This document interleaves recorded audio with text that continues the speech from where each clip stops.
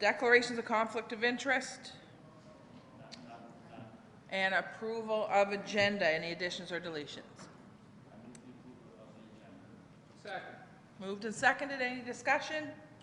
Questions been called. All those in favor? Aye. Contrary? Motion carried. Happy St. Patrick's Day, everybody. Who forgot to bring the beer? Linda, is that you? Okay. CAO, you're on.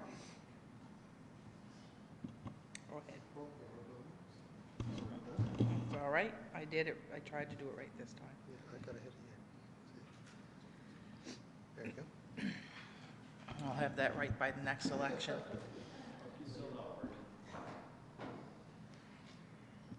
There you go.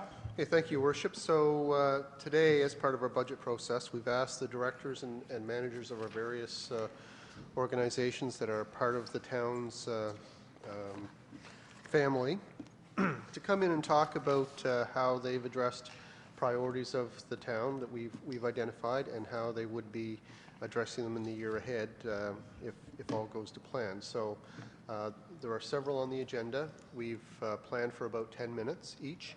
So if they can use part of that time for their presentation, and then if any of you have questions, I'm sure they'll be happy to answer questions following the presentation. Your Worship. Good. Okay. So Jerry for finance. Okay. Guess there's no money. So the rest doesn't make any difference. They can all go. Yeah, exactly. Okay. Dave, operations. Are you good to go? I didn't think I was on first. You weren't. You weren't. Yeah, that's good. Thanks, Jeff.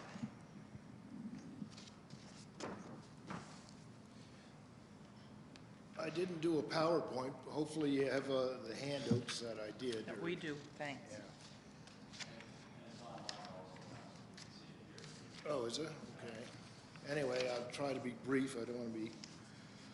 I just basically went through some of the expenditures that we did this current fiscal year and showed how they hopefully fall in line with the priorities of council. I think they do anyway.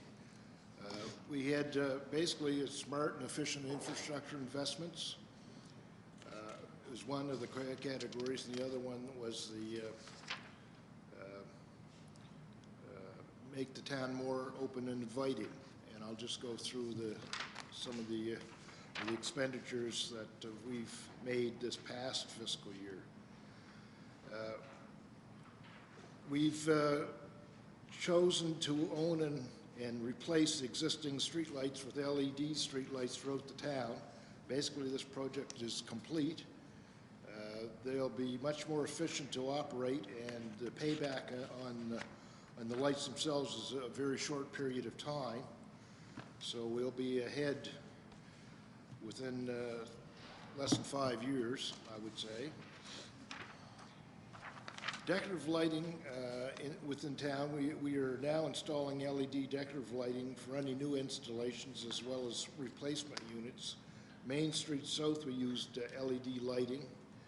Killam's Wharf, for any replacement lighting down there, we're putting LED lights as well. Clemens Avenue Trail, we used LED street lights there. And Main Street, within the downtown core, any replacements will be LED lights. As well, in order to reduce maintenance costs on the decorative poles or the decorative lighting, we've chosen to use aluminum poles for the decorative lighting on Main Street and Killam's Wharf to extend the life of the poles. We've had problems with rusting and actually poles rusting off at right at the base plate and falling over. So hopefully, I think this will eliminate that problem and extend the life dramatically. For equipment and trucks in our fleet, we would like to aim to replace at the appropriate time to reduce excessive maintenance costs. We do every couple of years, we do a kind of a plan and look at the condition of the equipment and kind of set out a schedule that we would like to replace each unit. This year, we replaced the 93 trackless and 2009 Cat backhoe. The backhoe was due to go back. It was a guaranteed buyback. That's why this one went back so early. And in the past, we've taken advantage of, as well, demo units that were available with low hours when purchasing equipment. It's the first demo I ever purchased was in '91, was the trackless, and we've purchased actually 3 demo units from trackless, and they've all proved to be good units, no problems with them, and we've saved quite a bit of money doing it that way. As well, we replaced an asphalt recycler. We actually found a good used one with low hours and took advantage of cost savings in that. Probably we saved 50% of the total cost of a new one, so, and I think we'll be happy with it. We've also taken advantage of provincial procurement contracts. We've been able to tag on to the blanket orders for equipment as well as services through the provincial government. We've bought a 2014 Cat backhoe through that program with standing offers from Atlantic Caterpillar, and we've also tagged on to the fuel tender that they've had out province-wide and been able to use that to our advantage. We purchased an asphalt planer last fall. This has allowed us to do our own planing without depending upon outside contractors. We can now do it at our leisure and tie in old asphalt or new asphalt into old asphalt using a keyway, which gives a much better bond and lasts longer. We also purchased an asphalt recycler, as I mentioned above. This spring we'll be gaining experience using that to patch potholes prior to the opening of the hot asphalt plants. And this has greatly reduced our dependence on cold patch, although we can't do away with it entirely. Oh, gosh, right. Sorry, flat tire hit a pothole. Oh. Been there, done that one. That's okay. Yep, yeah, call your turns. We purchased a ribbon snow blower this past winter. We replaced one of the standard blowers with a high output heavy duty blower, which works extremely well in wet heavy snow and chunky frozen snow, which was what we had this past winter. And thank goodness that we did actually get this blower, because it saved us a lot of aggravation and time. And it was only $4,000 more than the standard blower. And eventually I'd like to get another one to replace the other blower. It proved itself this past winter.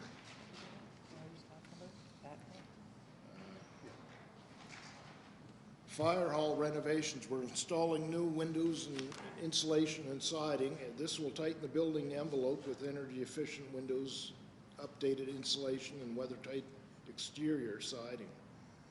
It will extend the life of the building for other uses, if so desired in the future. And I'm sure we're going to enjoy some energy savings on the renovations as well. I think the building feels warmer now than it did. It was a drafty old building. And Green Street Sewer Separation Phase 3, which was completed this past fall. We separated storm water from sanitary flows to eliminate flooding issues and reduce the storm water being treated at the wastewater treatment plant. We also installed the new water line at the same time and reconstructed the street. Projects that we've done this past year, or are currently underway that make the town more open and inviting, in my opinion, would be the Clements Avenue Trail. I think that's a great asset to have. We're also providing electric services for boaters at the Rutter's Wharf, which it's not quite complete, but it's underway. And the Hawthorne Streetscape project, which has been awarded. We have not been able to start it as of today, as of this date, but we will shortly when the weather breaks.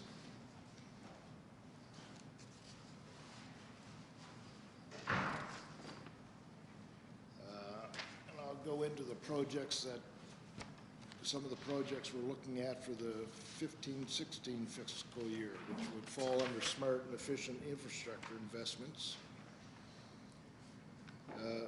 As mentioned, I think last year we looked at it, mentioned about purchasing a portable screener, which will enable us to reuse granular materials that are excavated during underground repairs.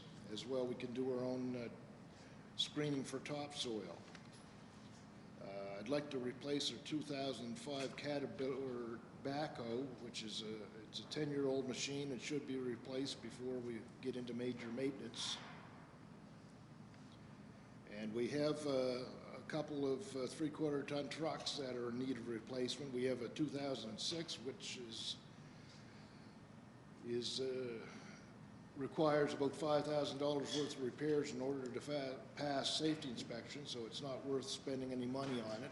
So it's time to get rid of it. We have a 2002 Freightliner plow truck. This unit is 13 years old now, and although it's been a good unit, the maintenance costs are going to start to go up, and I'd like to replace that this year.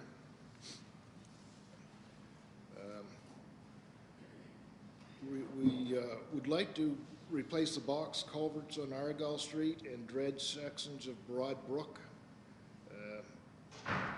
between Argyle and Southeast Street in that area.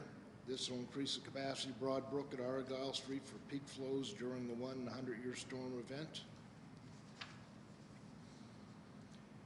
And we're looking at Cliff Street, Brown Street, Stone Sewer replacement, sewer separation. This will involve separating storm and sanitary sewers in Cliff and Brown, reduce stormwater going to the treatment plant, and eliminate the 100-year-old stone sewer, which is in poor condition. The water main would be replaced at the same time in this street. I guess that's my presentation. So street paving, $250,000. Yes. Does that include patching and everything with all the? That's a separate item. We have Okay. $150,000 for patching, So which, we're gonna- as you know, probably won't go very far this year. Yeah. So how does that work? Do we put more in? Like, how does that work? Well, I mean, it's obviously, if we had that number isn't gonna work. We know that. I'm just wondering how, 1 second, Bill, Yep. he answers that. You don't have to touch it, turn it off though. Okay, go ahead. Yeah, so that's in the operational budget, the patching bit, so we'll bring forward those estimates at a future budget meeting. And before that, Dave and I and Jerry will sit down and look at all those numbers. Okay. But basically, that's it.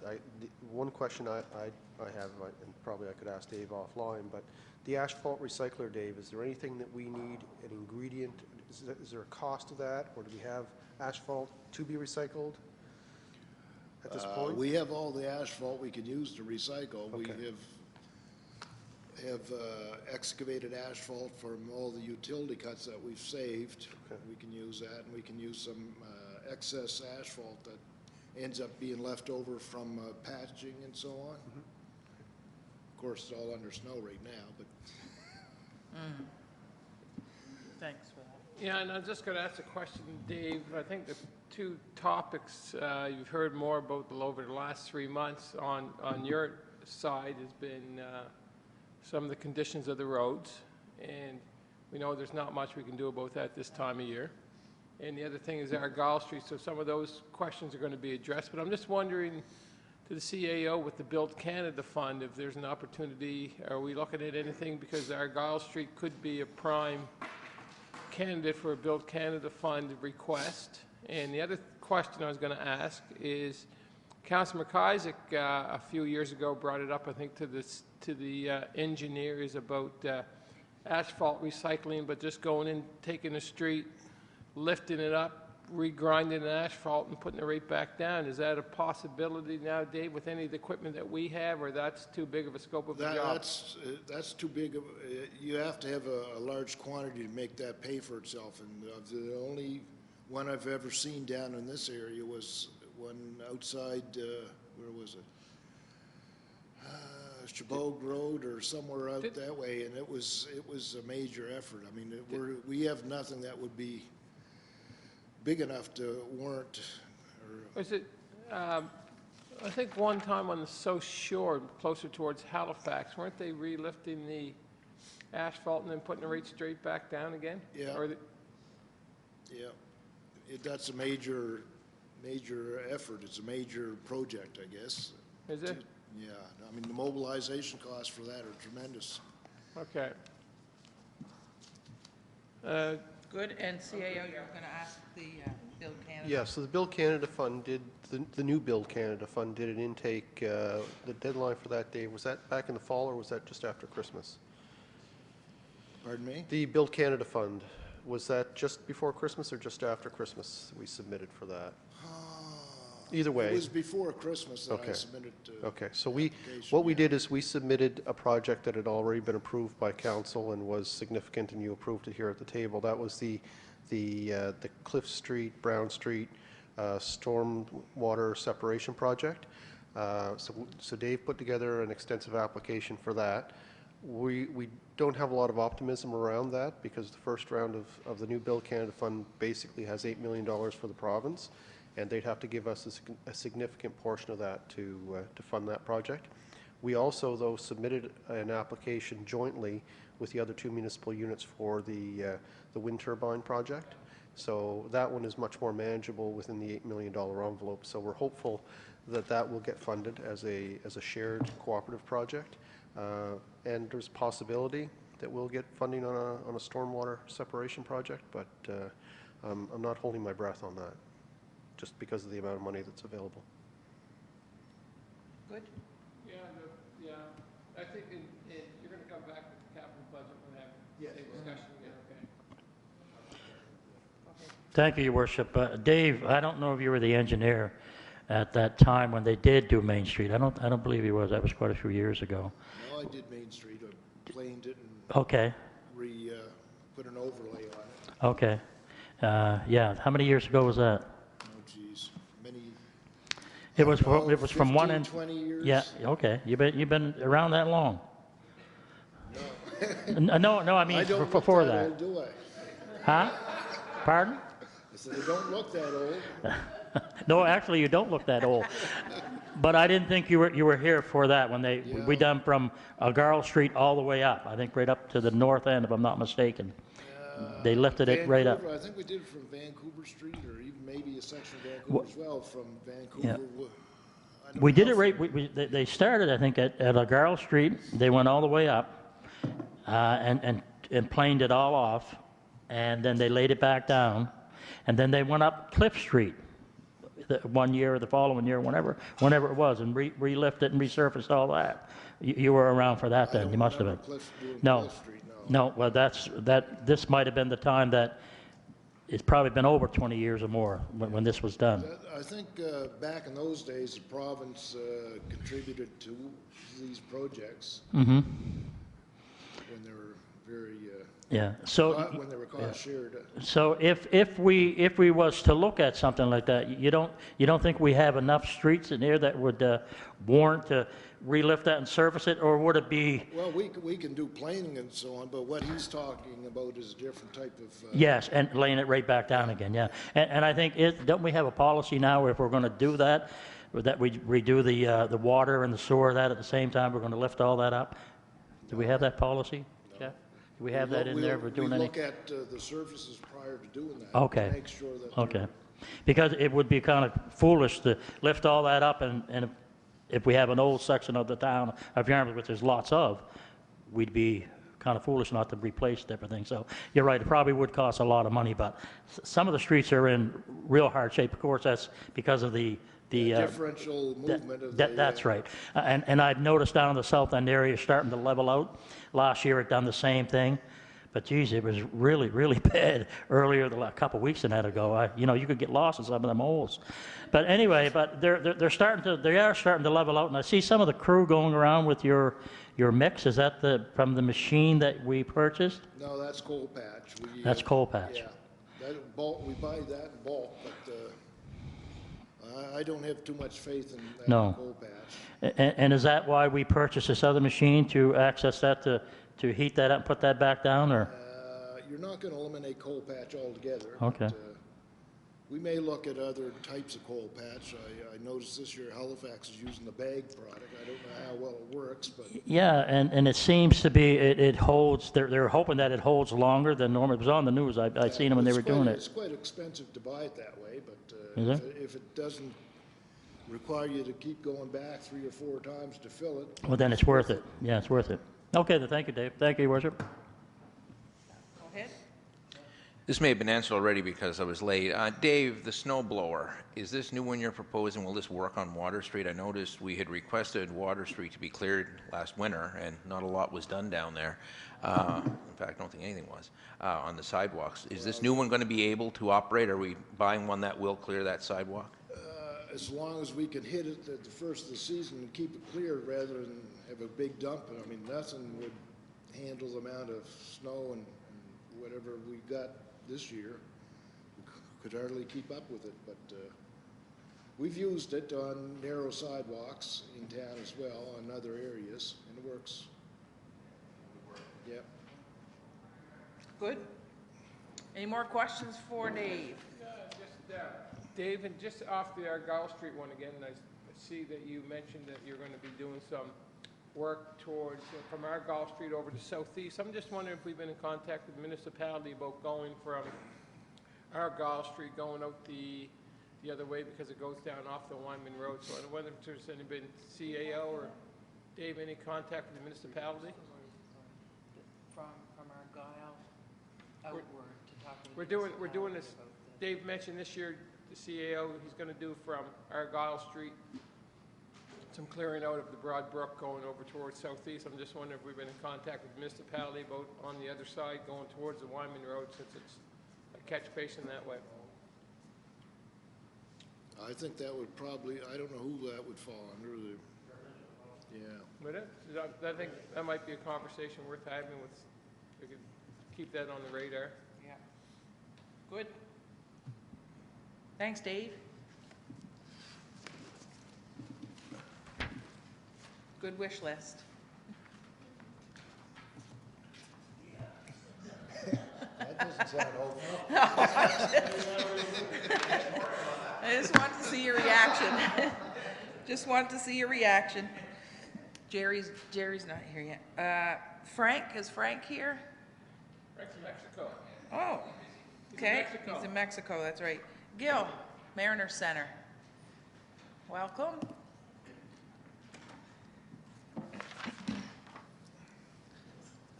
Good morning, and thank you for the opportunity. I'm not going to reiterate a lot of the stuff that I covered just a couple of weeks ago when I appeared before council. So I did provide a brief talking about some of the priorities of the Mariner Center and how they align with the priorities for town. I can tell you that the upcoming year, as far as any major purchases or upgrades to the Mariner Center, the only thing we have on our sites for capital expenditures is the purchase of a new Skyjack to replace the one that we have. That was a decision that was made because the one we have is up for inspection. The inspection alone is about $5,000, and if there's any difficulty with it, it could get quite expensive, and a brand new one, which is good for at least 10 years before inspection, is valued at approximately $20,000. So the management board made the decision to include that as a capital expenditure. We are going to do a major upgrade to our ticketing system. However, the upgrade will be mostly just IT consulting, just labor costs for the timed upgrade. What that will provide us is the ability to pick your seat. So you'll be able to go online. We're generating a great deal of success recently. We're up over the 15 to 20% mark now of people that are actually purchasing online, which is good to see. The biggest hurdle to overcome is the fact that when you go online, you get the best seats that the computer would offer you. So it's basically a computer-generated selection. You can change the selection, but you don't get to pick the seat that you want. So this new upgrade, which will take place probably early April, will offer our clients the opportunity to go online for any event that has assigned seating and actually identify which seats on the seating map are available and pick your own seat. We think that'll greatly improve the efficiency of our operation and offer a much more convenient service to our clients who now won't have to call in or drive in to come get a ticket. So other than that, the operation will be as it has in the past. We're constantly seeking other opportunities. We bid and were successful in landing the Innovation Days, Tourism Innovation Days. It's a one-day event, April 21st. And the reason we were eager to get that event was we wanted to be able to showcase the ability of the Mariner Center. So we partnered with the Old Argyller Inn and Ocean Blue Music and put together a package and submitted it, and we won the opportunity to present that day. That should allow some 100 or more tourism operators to come into the facility and see what we can do. In fact, we're expanding we've looked into how to make this event even better than it is in other areas, and because we have the space and the ability to do it, I'll be meeting with Charles Robusto from Yasta this afternoon, and I've spoken to the folks in Halifax, and we're obviously going to offer an opportunity to those who were involved in the experiential tourism initiatives last year, the opportunity to come into the Mariner Center and set up and showcase what they can offer as well. So we're taking it to the public and offering them the opportunity at no cost to come in and feature their business. We are revisiting the heat. That's fine. We're revisiting the heat recovery initiative from last year. That sort of got bogged down in. We weren't sure which direction to go in, and there were several. So we're actually looking at probably engaging another consultant to lead us through that process, and that will hopefully in the future enable us to reduce our dependence on fossil fuels. We've had a rough year, mostly because of the weather, like everybody else, and that'll probably be reflected somewhat in our budget this year. Certainly, our snow plowing, our snow removal was not adequate to account for the winter of 2015. But some of the things that we're working on right now is we continue to try to improve the aesthetics and the comfort for clients in the Mariner Center, and to attract new businesses. And we hope that our online marketing brochure will help us in that endeavor. We are, as I said, working with Yasta.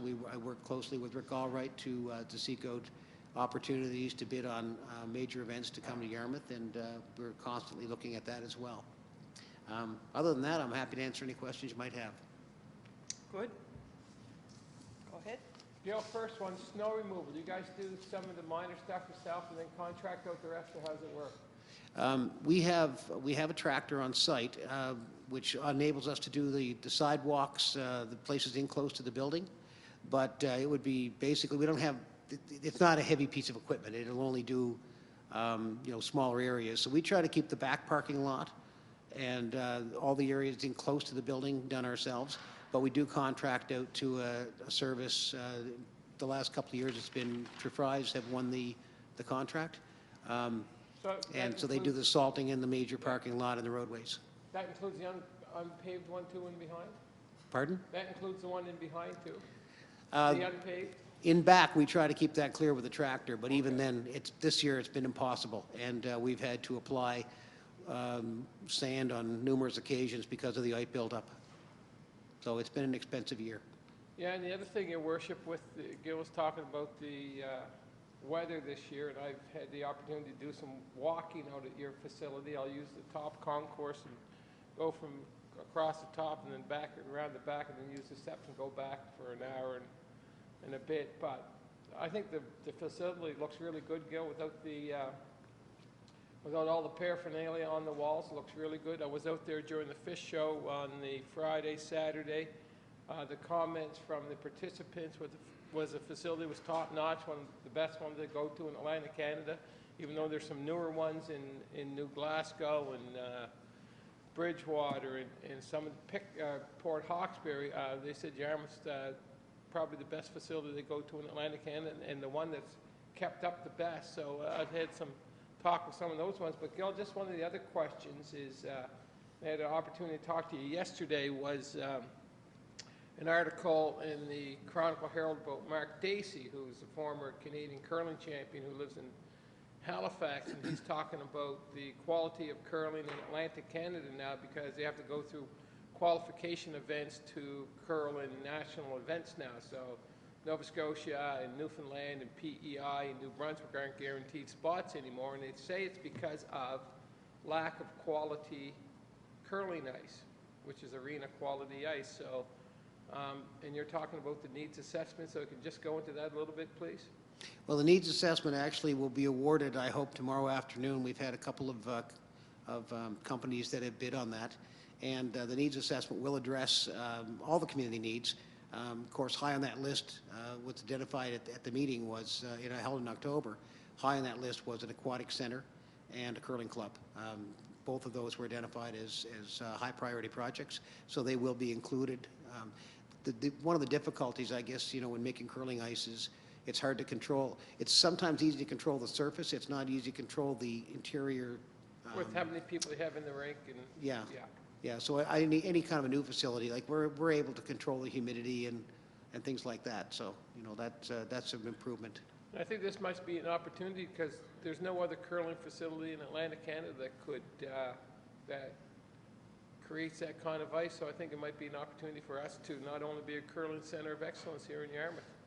So Didn't we, what was the pool, 100th anniversary? yeah, that's right. When we're talking about legacy projects, Yeah.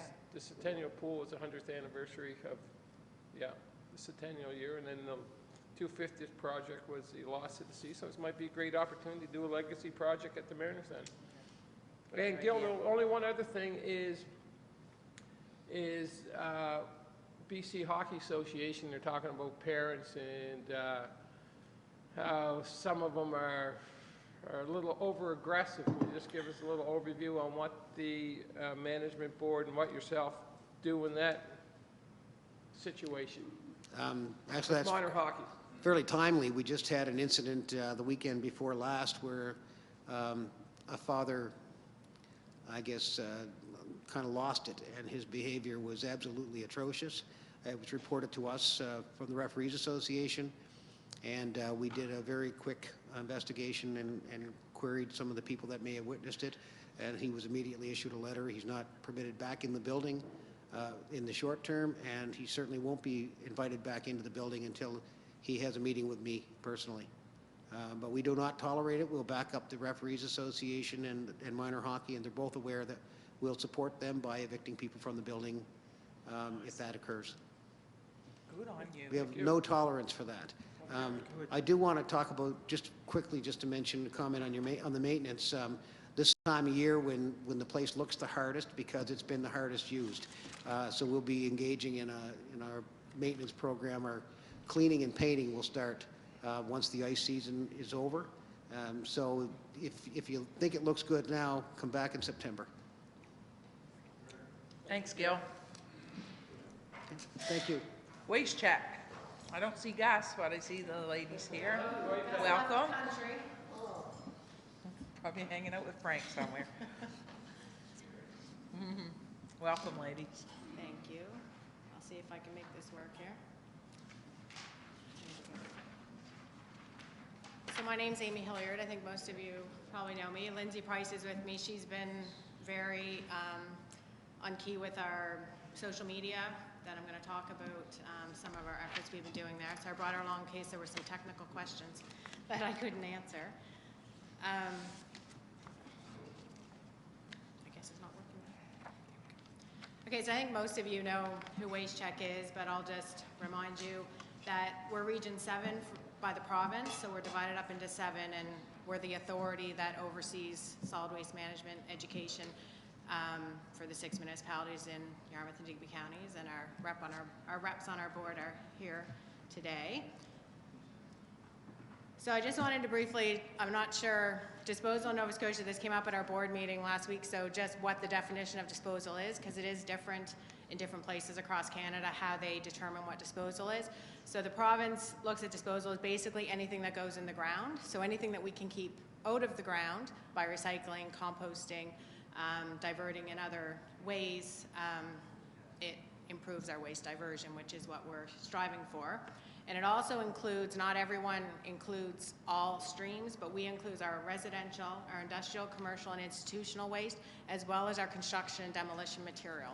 And that's really key because the C&D is really what can drive your disposal numbers up.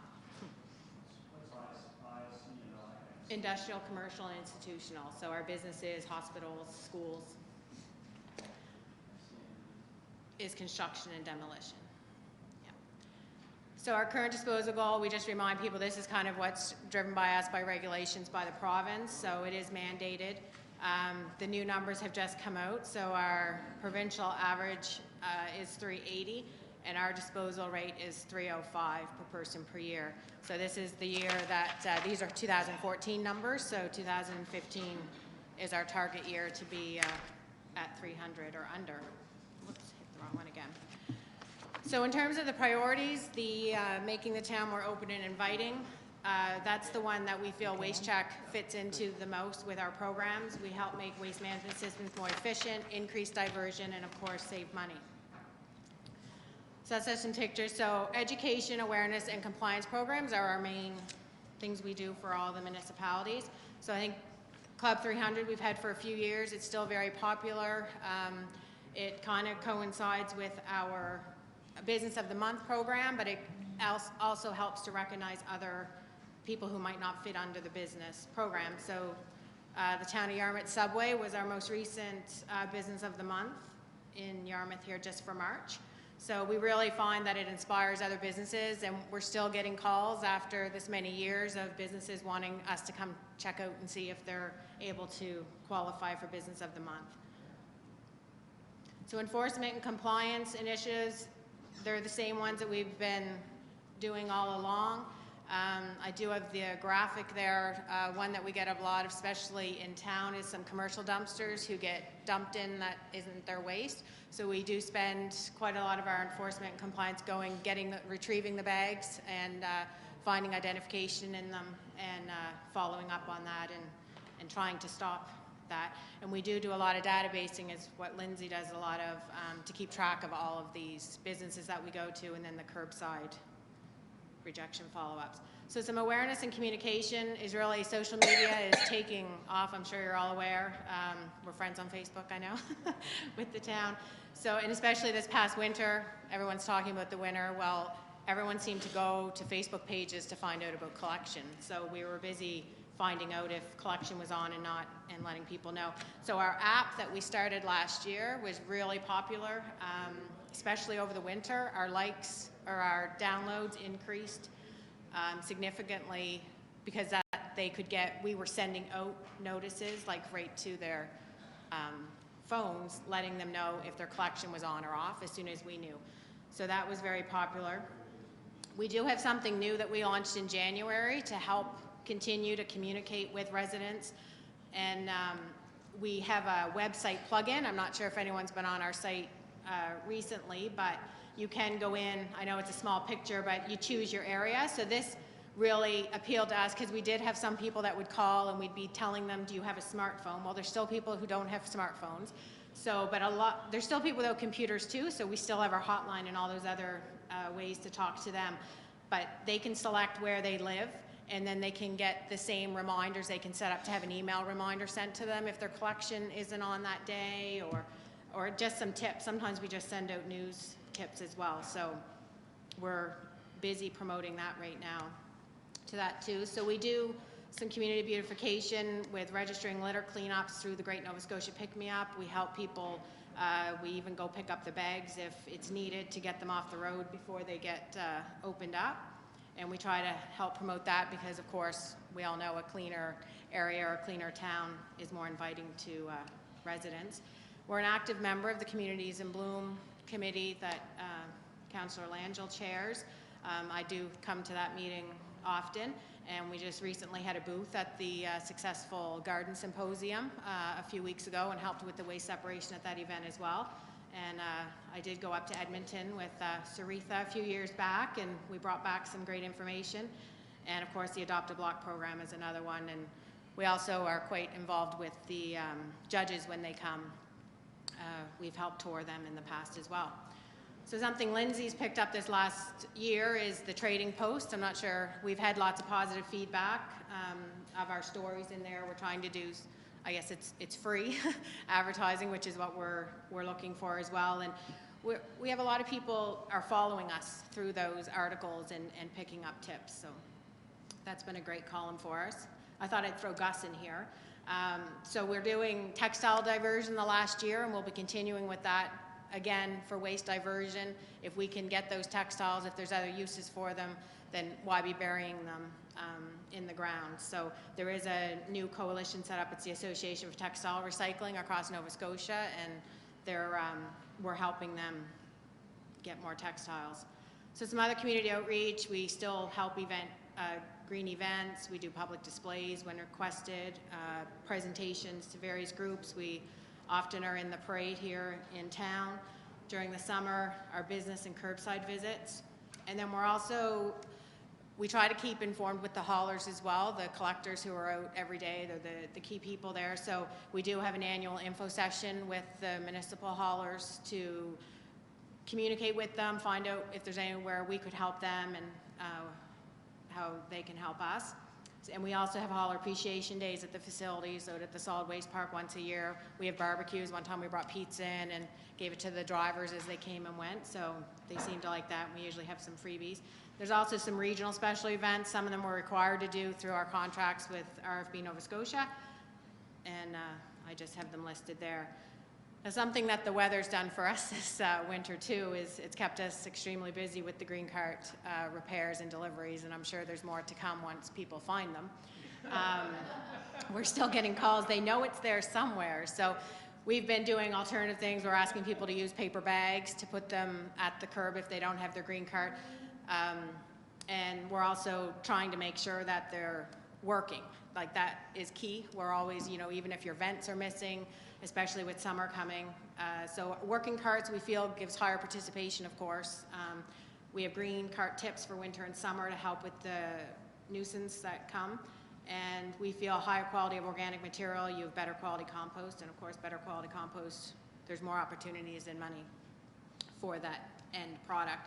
So we have actually came a few years ago from a request from council here about the biodegradable, compostable, and plastic bags. We know it's a nightmare for the compost plant. We talked to Scott there on that. So we do have these stickers made up that we put on our green carts when we deliver them, or if we're going to repair one and there's not a sticker on it, just to remind people not to put those bags in there and to use paper ones. And we also visit stores if we find out they're on the shelves. So just some budget information. This year our budget is set at $520, so that's before our board right now, and our AGM is in April, so we're hoping for approval of that. Our main funding comes through RFB programs, and the municipal contribution from the 6 municipal units is $100,000 towards our budget, and the town of Yarmouth's portion is about $16,000, the same as last year. That's it. Good. Any questions?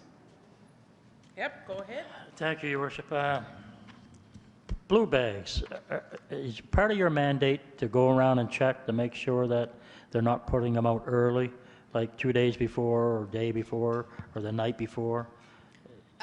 It's not really part of our mandate, but if we found out someone was putting them out beforehand, we can certainly, we've talked to people before about putting waste out too early or not removing waste if it's been left. That's always been a problem. I know in the town of Yarmouth, people do put them out too early. Especially, I don't know, I think they wait to hear the weather and there's windstorms coming, then that's when they put them out. Have them blow And away. everybody gets a little bit of everybody's garbage. But anyway, that's always been a problem. Yes, if it's reported to Yeah, us, we would yeah. certainly work with the town and our enforcement to just educate them, to let them know to put them out. But do you go around and check? We don't go around and check. No, that's not part of your mandate. Not at this point, no. No, I'm just asking, No, so I'll know. No, we don't really Okay. have the resources to do that, but Okay. No. if we were asked to go to a certain place, we No, would. okay, that's what I wanted to know. Another thing, the holidays for garbage pickup, sometimes it's confusing. I know you publish it, it's published, we publish it, put it out in the, in a flyer that's put out once a year or whatever, and sometimes that gets lost in the mist. Is it possible, as part of education for people, I would think, that when holidays and that come up, a reminder, is there a way to do that? To put out reminders that garbage is not going to be picked up on Thursday, it could be picked up on Wednesday? It just refresh people's minds?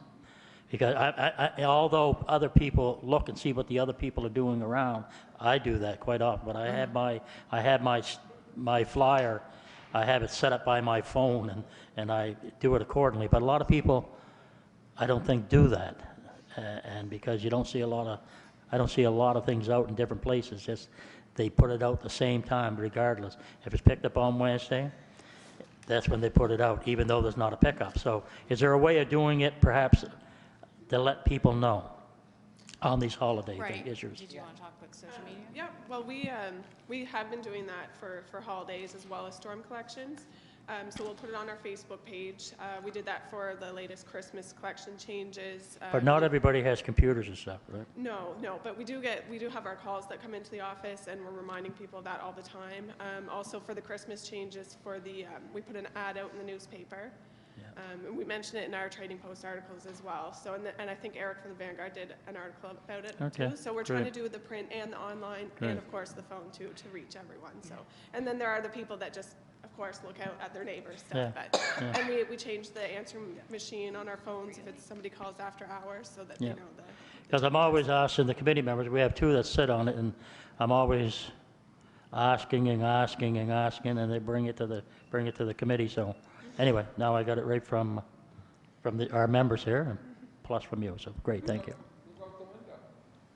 I look up and down the street. No, not that window. That's what I do. I look up and down the street. That's what I did today. I looked out the window. We're going to ask City Watch. Do a call out. Yeah. Yeah, I wrote it down. We can talk about it at the, right? Thank you very much. Oh, Councillor Dennis? Amy, just wondering, the textile diversion, where are the bins set up in Yarmouth for people to drop off their shoes, clothing? Yep, there's various ones. There's some at the solid waste park now. Glendon's had them set up there. But there's like different ones. We don't really pick because there's different organizations that have the bins there. So the Enviro Depot has their own out in front of their gate. Sobeys has the CDA one, I believe. The Salvation Army bins, of course, there's some behind Petro-Canada, but you can't see it right now. Motor Mart. Yeah, the Red Cross ones, but there's various ones. So all those organizations like Red Cross, we don't have any Big Brother, Big Sisters down here. I haven't noticed the big yellow ones, but you see them around Nova Scotia too, and the CDA. So all those have formed that coalition of the afterwear. So, and then they donate part of their proceeds from the textiles to their organization that they represent. So there are quite a few around the town of Yarmouth, but we are educating as we go to businesses that if they want to be a drop-off, we do have contacts to call any of these that they'd like to get a bin. So the more bins we have, the easier. But you seem to see the Salvation Army ones, they're out of Digby there, LML Trading. So I find there's more of those around than that. And they're also works with the Salvation Army here on Main Street, so they take their extra stuff that they can't sell. So there's a relationship there as well. Okay. So what do they do with Like things that, like say one shoe or one sock or whatever? It depends of the material, so there's quite a sorting thing. We had a tour of Value Village actually up in Halifax. It's amazing, their system that they have there. But like, for example, some of the Salvation Army material, we knew it was coming from the Frenchies to the transfer station in Digby, so we had them rerouted so that Value Village is now getting the truckload to them to sell in their store. What they don't sell, they package. A lot of it goes to third world countries, and when you have no shoes, one shoe works. And we've talked to the people over there, and there is a connection there, and there's actually a story you can follow about one shoe that left Halifax and where it ended up. Oh, And it's a really? great story. Yep. All right, thank you. You're welcome. Good. Thank you. All right. You're welcome. Greg Shea, Industrial Commission.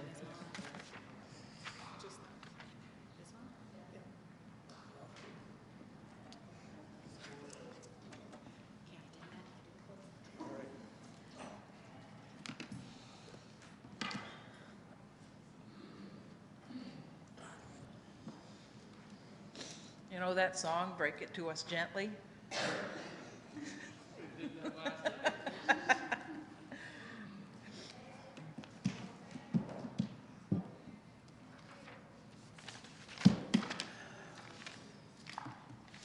Okay, so this is just a very quick high-level operations debrief to the council of the Yarmouth Area Industrial Commission for March 2015, and some of the highlights about what to expect for 15 and 16.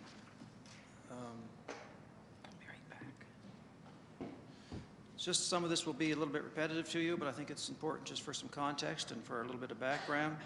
The mandate of the Industrial Commission, of course, is to oversee and manage some partner-owned assets, is to mitigate the financial burden on the partners for carrying those assets, is to manage risk exposure that is associated with operating the assets, and is to participate in economic incubation and development.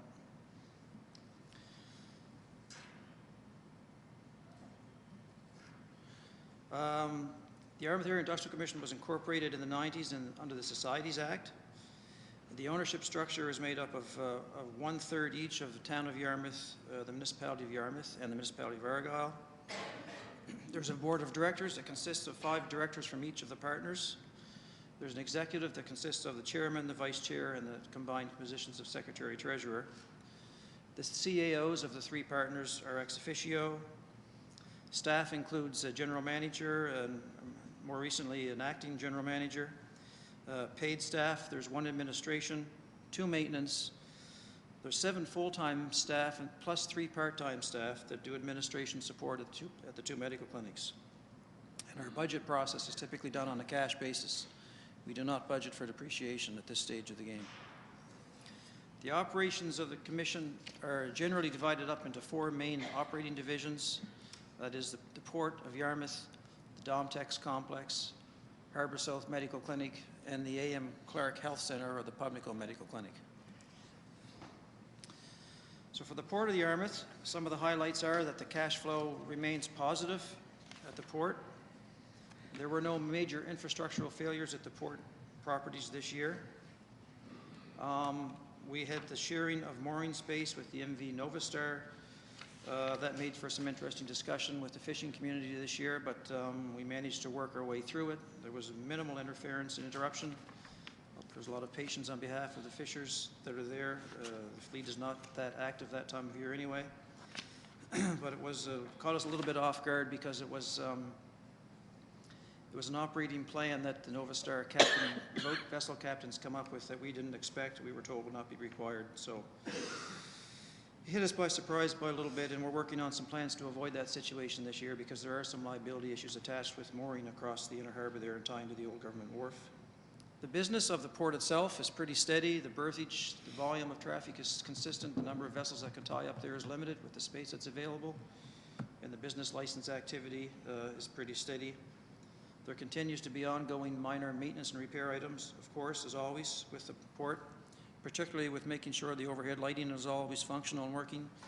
And the most significant of the safety factors is probably the ladders. The laddering system is constantly under watch to make sure the ladders are safe and secure and working properly. But it is an ongoing issue. Another significant ongoing issue at the port properties is the business of picking up garbage from the public, particularly at Lobster Rock. The parking lot at Lobster Rock is a prime socialization area for teenagers, school-age people, young adults to go down there and sit and loiter and hang out, do whatever they're doing in their vehicles, eat their lunch, and then throw the garbage on the ground. So that's an issue that we can continue to battle with. It's not the port users as much as it is the general public that comes down and uses it as public disposal property. So some of the highlights for 15 and 16. We expect that the port will continue to produce positive cash flows for the Industrial Commission. We're anticipating a change in the ownership of the ice plant that we're negotiating some new arrangements on now, which will positively impact the operations of the port. Of course, more recently, the decision of the Tri-County Regional School Board to consider other options for housing their administrative group in Yarmouth was brought out in the media, so that will be an interesting topic of discussion and possible negotiation with the Industrial Commission and the port property, particularly this year, with regards to the administration building that is on port property. We don't have any major infrastructure projects planned, but I have to warn you, and there's a caveat, that with that property and with its age, with the state of its structure, there's been no real structural engineering assessments done in recent years. So be forewarned that there's always the possibility for unexpected events to occur down there on that structure. We are going to install a second winch at the haul-out point on the southern end of the old government wharf this year. This is something that the fishermen have been asking for quite a while. It's not a very large project, but it'll be a very valuable one for those. They only have one haul-out winch point right now in the old government wharf, Marginal Wharf system, and it causes quite a lot of congestion, and this will be better for them. One of the things that we plan on doing this year to address the garbage issue at Lobster Rock is we're going to install some camera systems to monitor the garbage at the drop station there, and just to monitor general loitering activities in the parking lot and see if that will act as a deterrence for some of the problems that we have down there. Another thing you should be very aware of with the International Ferry Terminal and the developments going on there is that both of the ports, Old Marginal and Lobster Rock, are going to be impacted by the redevelopment of the International Terminal if this project comes to fruition. Greg, he's got a question, if you don't mind. Just a quick question, it'll only be quick. We talked about this before. We have receptacles down on the wharves. Yes. At the end of the wharves. Yes. Do you think it would be more practical, more controllable to have them at the end of the wharf? Now, most fishermen, they have vehicles or whatever. Most of them park them right down at the end of the wharf, as through our phone calls back and forth, that you know that. But nevertheless, a lot of people, a lot of fishermen take their garbage, and it's convenient for them to drop it right there. But if they dropped it at the end of the wharf where there was receptacles there, have you gave that any thought, rather than people coming from their boats and just dropping, people driving down and dropping them? Because I've witnessed a lot of people, especially when I had my chip truck down the wharf. You would be really, I don't think you'd be surprised, but I was really surprised of some of the people from town and county that come and bring their garbage and dump it in the receptacles. They didn't see me because I was in my restaurant thing, but I was just amazed at how many people come and drop it off. And being down at the wharf at different times, how many people bring their garbage? Garbage is free. Municipality, it's in their taxes, but they feel that they have to do this for some strange reason. So I guess what I'm asking, do you think it would be more beneficial to have the receptacles in one spot instead of spread out all around the wharf? Do you think it would be more controllable? Or do you think they would drop it just on the wharf and leave it? I think that there are receptacles spread out in 2 or 3 places on both wharfs. I think that help them provide drop-off points. And there's separation bins to properly sort. Maybe there's space out on Lobster Rock for another receptacle collection area. I'm not sure. The big garbage bin that's at the parking lot at Lobster Wharf is practical in purposes of people dropping off their garbage in there and then for Duffus's trucks to get in and empty it. Yeah. It is a good spot to drop off. It doesn't block any any drive-throughs or anything when people are stopping to get out of their vehicles. Mhm. I don't know for sure what the right answer is. No, It's- I think don't you're ever either. gonna like I said, I don't think the fishermen are the problem, it's generally the public that is Yeah. the problem. Yeah, And I'm hoping that cameras will help deter some of that. okay, good. Thank you very much. And the final point, I think, on the highlights for 15-16 is just to keep in mind that I think we should all be thinking about expanding to the south of Lobster Rock to make that property, to start developing that property to make it more useful for the fishing and the lobster fleets, the fishery to use there for parking and for storage space, because we're going to be needing some space for some other activities related to the ferry terminal on the north side of Lobster Rock.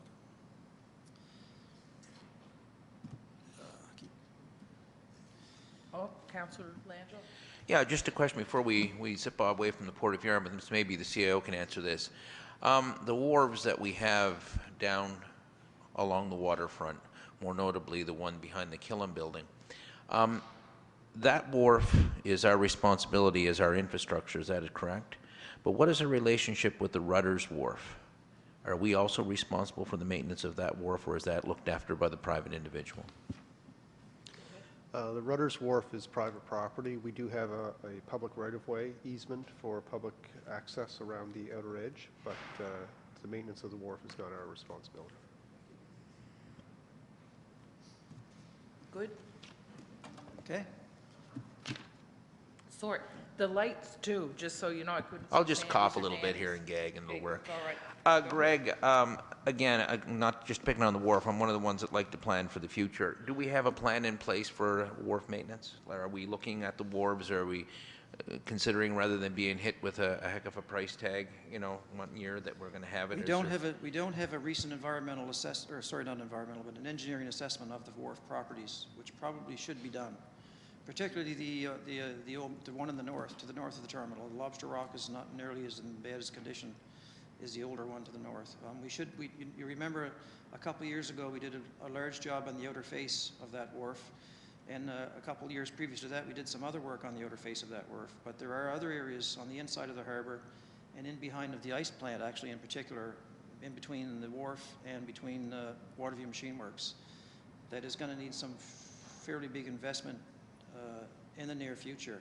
So it's difficult to plan ahead because we're under so much financial pressure. Cash and resources are tight. We're under pressure not to spend. We're trying to make do with an operations budget now, but there's no doubt that there should be some further thought put into more capital planning for the ports, if that is the vision of the communities, to maintain those ports as commercial operating ports in the future. Yeah, because the concern I have is that I own 2 large wharves in Guysborough County, and I know they're looking at a fair amount of money. But one thing I've learned as well is that you've got to maintain them, and you've got to get maintenance early rather than later, because if you let them, once they start deterioration, they go very quickly. And especially when particular harbor I'm involved in, there's a lot of ice movement, and we have some here as well, and it doesn't take much. Once things start, it unravels relatively quickly. Is it something that the YAIC should be really seriously looking at? I mean, I'm hearing you're saying, but for the sake of a 20 or 30 or 40,000 engineering assessment, it could save us $300,000 or $400,000 in the long term, because, as you know, once they start to go, they go. Yeah, it's something that the board of the YAC should seriously consider. The assessment would be one thing. The actual structural repairs would be quite something else to have to swallow. We are doing, in terms of light maintenance, there are some pilings occasionally that we replace. Certainly broken ones that are out of place. We put them back in place and try to replace them. It's more the undercarriage, the structural undercarriage, that we're not too sure about in the state of that. So it's on my list now. You might want to add it. Or we'll bring it up at a meeting. Okay. If we can carry on. So just address, as far as, before we leave the ports, to speak to the town of Yarmouth priorities that were outlined in the emails that were sent out. Increase in tax base, well, not directly, but it's critical infrastructure to the fishing fleet, which we recognize as a valuable economic driver for the community. Improving government efficiency requires a change in governance that includes a more arm's length relationship between the operating components and the existing municipal partners. Smart and efficient infrastructure investments So there are no major investments are foreseen. The town doesn't contribute to operational funding streams because it is generally cash flow positive. But there will be future infrastructure investments depending on the vision that the town has for the Yarmouth waterfront. And certainly investments for the infrastructure of that facility will be tied to the future developments with the international ferry terminal developments. Open and inviting, it's not the port's mandate to be open and inviting to the public. Quite frankly, there's some huge liability issues associated with the general public being there, even though we know what happens. So what we try to do is we try to it is a working port, so what we try to do is make it at least aesthetically pleasing and not unsightly and dangerous looking, and try to keep it cleaned up as best we can. But it certainly is not meant to be a public space, even though it's quite often treated that way. There we go. Any comment? Comments? Thank you, Your Worship. Good for saying it. I just want to note for the public out there, if anybody's listening, and to yourself, the two staff members you have do a great job. They really do. It's the public that get down there and use the facilities. And it's not all the public, but it's, as you mentioned earlier, the dinner breakers or the lunch breakers, wherever they are, there's receptacles there for people to use. And a lot of people don't use them. There's not only that, but sometimes fishermen themselves, and that's not all fishermen, instead of taking the bag down, put it in that receptacle, they leave it on the wharf for the seagulls. And it makes a mess. Now, I've watched your two employees that you have taking care of the wharves go around, pick up the garbage. And then the weekend, there was garbage all over the wharves. And there was complaints about it. But I witnessed them picking it up, as they do all the time, all the time. Now, a couple of years ago, I was down on the wharf, had a small business operating there. They were down there like every other day. They're down there all the time cleaning up. They can't be responsible, or the commission can't be responsible for people that go down and throw their garbage, and people that leave bags of garbage on the wharves. They can't supervise that or be there 24 hours a day. So sometimes I get complaints, I hear complaints, I know some of my colleagues do also. But it's got nothing to do with the great job that the your two employees are doing. They do it every day. They go every day and check those wharves and take the garbage and pick it up and pick up paper, cut grass, do it all. So I just wanted to say to your employees, they do a great job. And that's not patting you on the back or anything, but it's a fact and it's true, and I've witnessed it a lot of times. Same as I'm sure my other colleagues on the table have.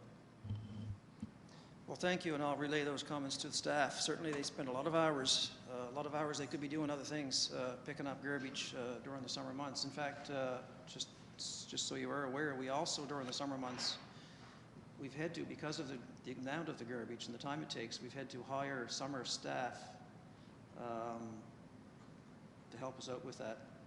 It was actually helped us quite a bit, and we'll probably be doing it again next summer as well. So will cameras help with that? I certainly like to think so. I hope so. I think there's anecdotal evidence that indicates that cameras are good deterrents. Be a good deterrent We'll if see. you catch them and We'll see. Yeah, we'll have to wait and see. Fine, I think it's part of the solution. throw them in jail. Oh, Ken, sorry.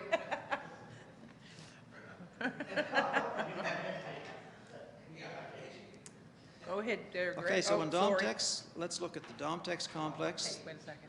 Domtex cash flow You want a question? situation continues to be negative, unfortunately.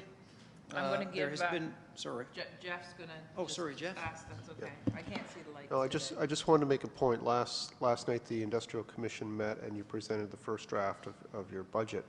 And once again, the port is the net contributor to the bottom line of the commission.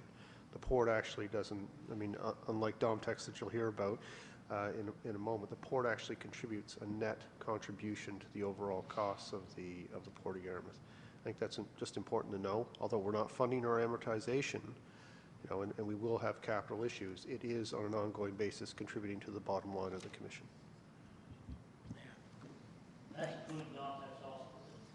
No. That's just separate, yeah. Domtex is a horse of a completely different color. So Domtex is under some stress.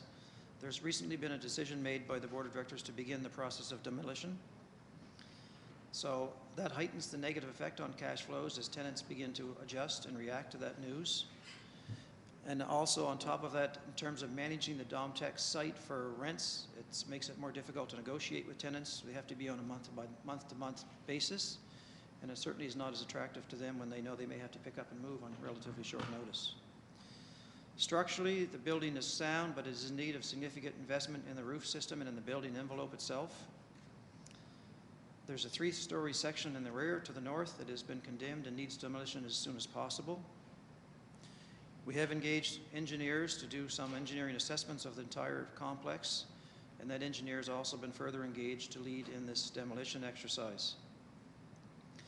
It is not clear at this point that a reinvestment in the infrastructure would provide the returns necessary within a reasonable time to justify the option of reinvesting in it, hence the decision to demolish.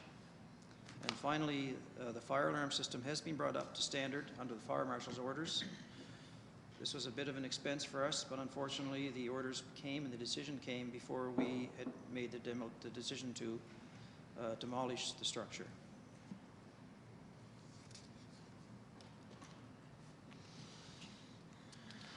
So for 2015 and 16, we'll continue with so there's phase 2 environmental assessments that are required as part of this exercise. We'll continue with environmental assessments, and we'll continue with other planning that's required to meet the demolition directive. We'll act on opportunities to negotiate with the private sector to mitigate the negative consequences from demolition.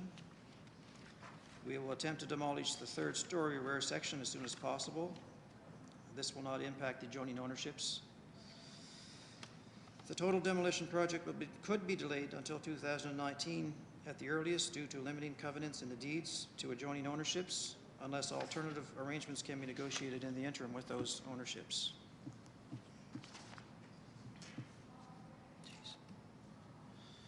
So speaking to the priorities of the town, Domtex presently doesn't make any contributions to the tax base, but there may be some opportunities in the future if there's a successful negotiation with the private sector for some or all of that property. Improving government efficiency, I'm going to give the same message 4 times. This is the second of 4. Requires a change in governance that includes a more arm's-length relationship between the operating components and the existing municipal partners. Smart and efficient infrastructure investments. A large investment will be required to exercise the demolition directive.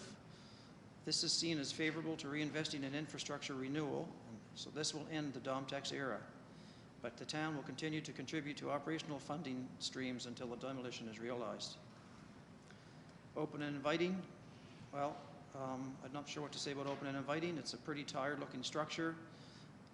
On the other side of the coin, it is seen to be very important structure for the business community of the town. You'd be surprised how many anecdotal comments I get about it. It is seen by the business and the entrepreneurial community as an important piece of the infrastructure. Aesthetically, not so much.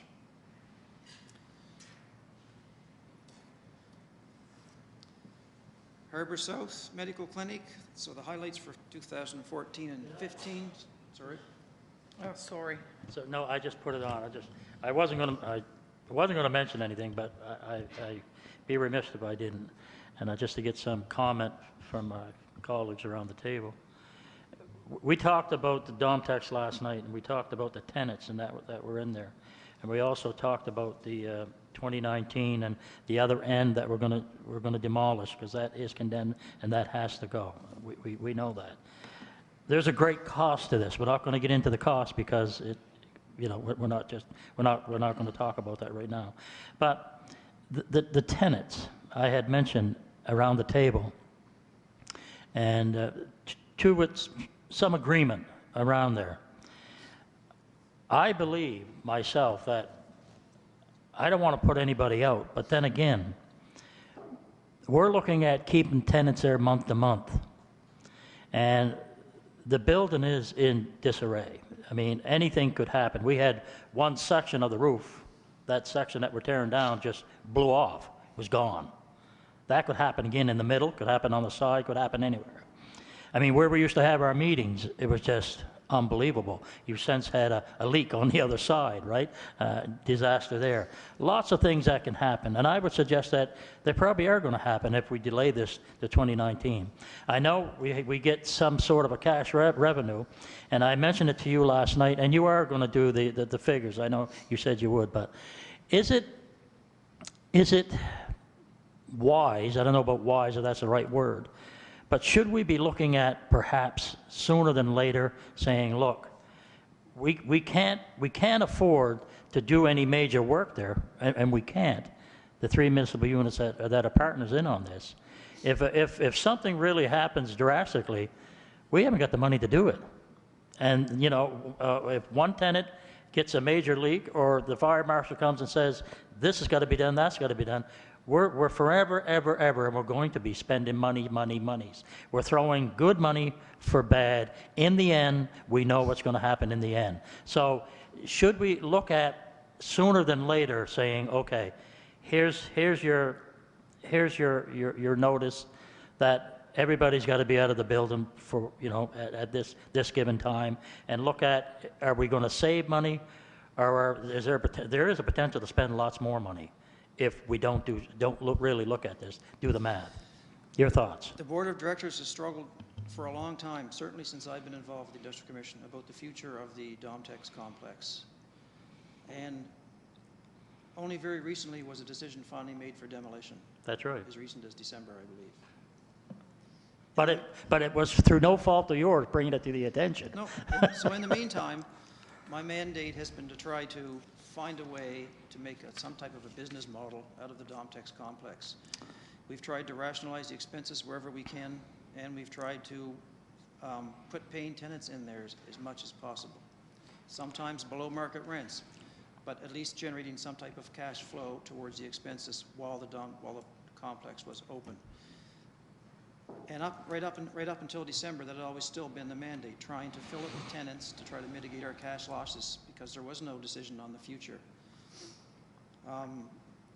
Now that the decision's been made, it's kind of crystallized the vision of that place, and we can maybe take a different look of whether it makes sense anymore to carry on like we are.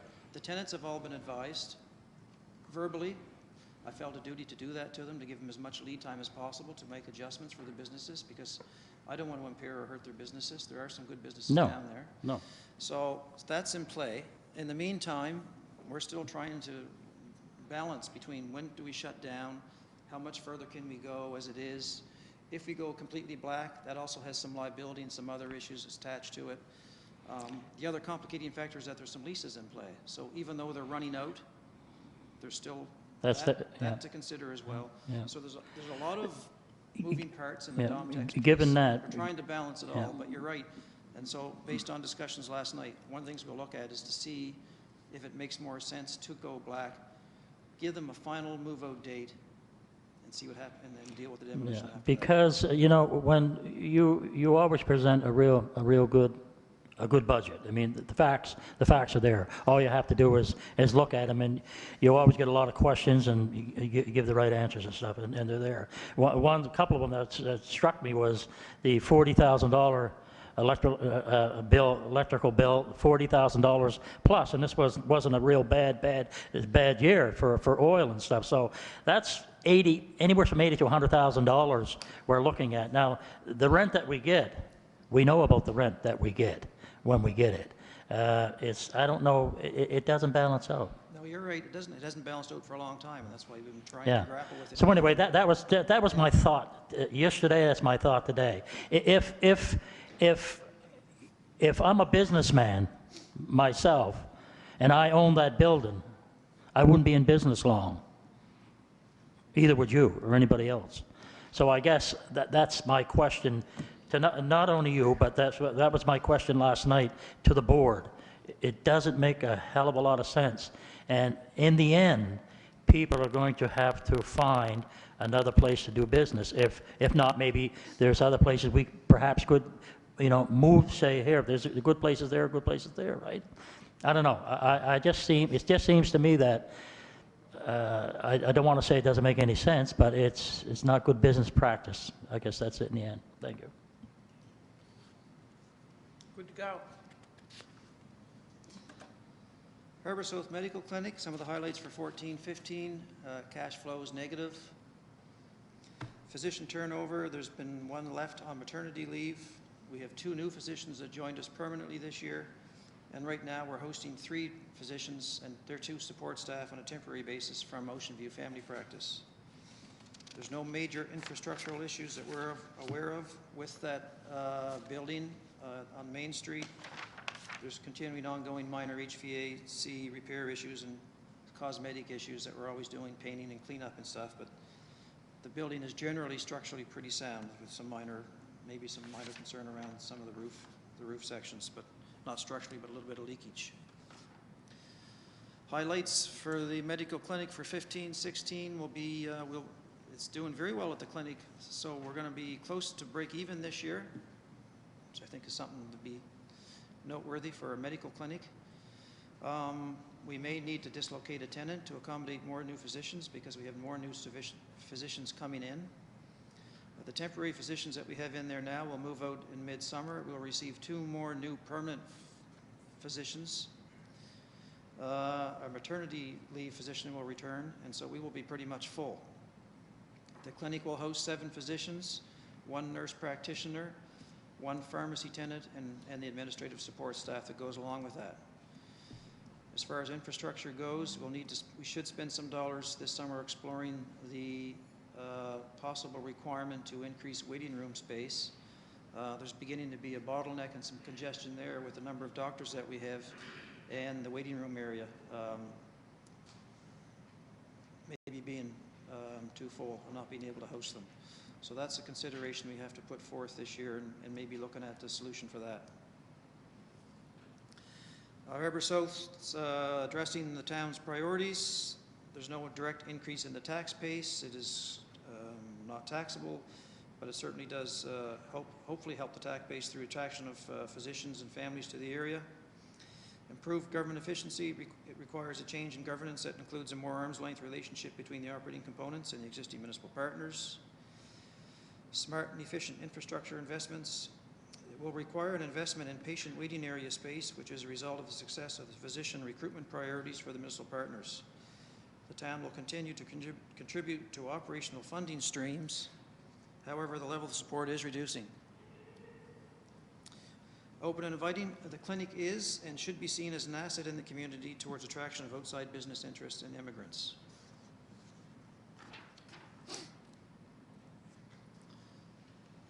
On Pubnico Medical Clinic, Pubnico Medical Clinic's struggles a little bit more. It has not been as successful with doctor physician recruitment. Its cash flow continues to be negative. There was an experiment this fall with the Loveridge Sardar and doctor mentoring that failed. So we didn't have the number of bodies in there that we'd hoped to have providing physician services. As far as physician turnover goes on permanence, we had 1 retired in December, and we're fortunate to have a new one replace that retiree in January of this year. The infrastructure of the building is really good. It's fairly new, and it's a really good building. There's no issues there at all with that, except for the routine repairs and maintenance. Highlights for Pubnico for 15-16 will be to continue in a negative cash flow position until we can fill it with bodies. Physician recruitment efforts continue, but success doesn't match Harbour South's. The clinic presently hosts 2 physicians, 1 nurse practitioner, possibly a private infusion clinic as a tenant. We're in negotiations now. A private blood collection clinic, and a private hearing clinic, and of course the administrative staff to support our doctors. And there are no infrastructure needs foreseen in the near future for that building. Toys priorities, no direct increase in the tax base, although it does hopefully help attract physicians and families to the area. As far as government efficiency goes, it still requires the same change in governance to provide a more arm's length relationship between the board and the funding partners. The town will continue to contribute to operational funding streams. And again, I think the clinic should be seen as an asset to the community towards the attraction of outside business and hopefully immigrants. Now I give you a couple bonus slides. That's pretty much the business of the Industrial Commission as far as the main operating divisions go and the assets that it manages and oversees. But the Yarmouth Area Industrial Commission did participate quite extensively over the last 4 or 5 years in the whole ferry replacement exercise. We participated in divestiture negotiations and the transition from the process from the federal government. We managed the redevelopment of the ferry terminal. The project was completed within budget and more or less on time. Certainly Novastar was able to start its operations in CBSA within the time that they had chosen to start their operations. This resulted in a strengthening of the Industrial Commission's cash position through management fees that were earned through the whole process. This improved cash position will allow us to undertake the engineering, the design, and the costing exercise that's necessary to being prepared to lobby for support for the development of a new international terminal without requiring any funding from the municipal partners.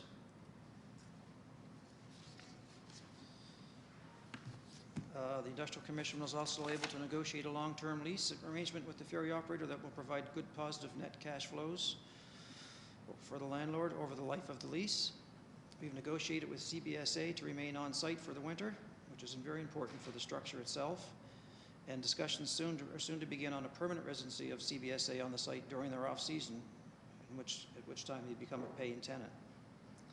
And we continue just to provide support to the operator and to local management just to encourage and ensure that there's a successful enterprise in the ferry. And that's pretty much it. Good job. Thanks, Greg.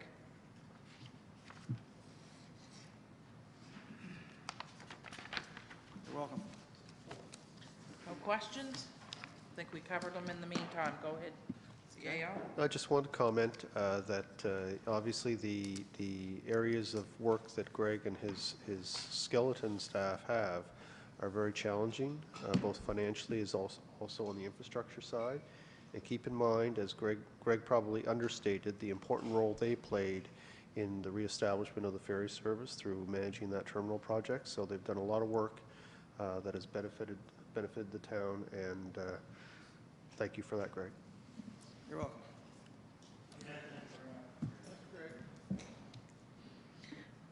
Neil?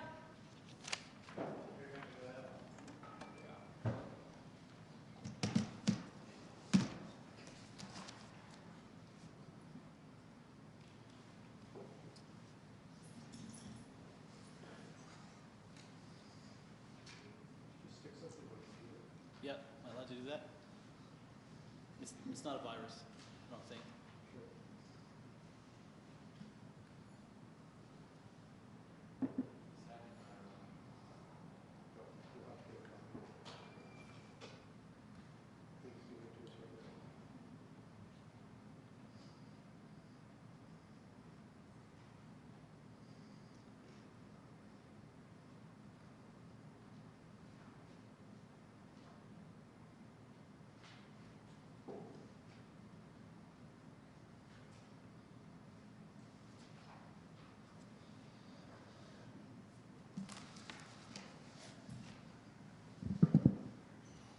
Try to work two laptops here at the same time, so forgive me.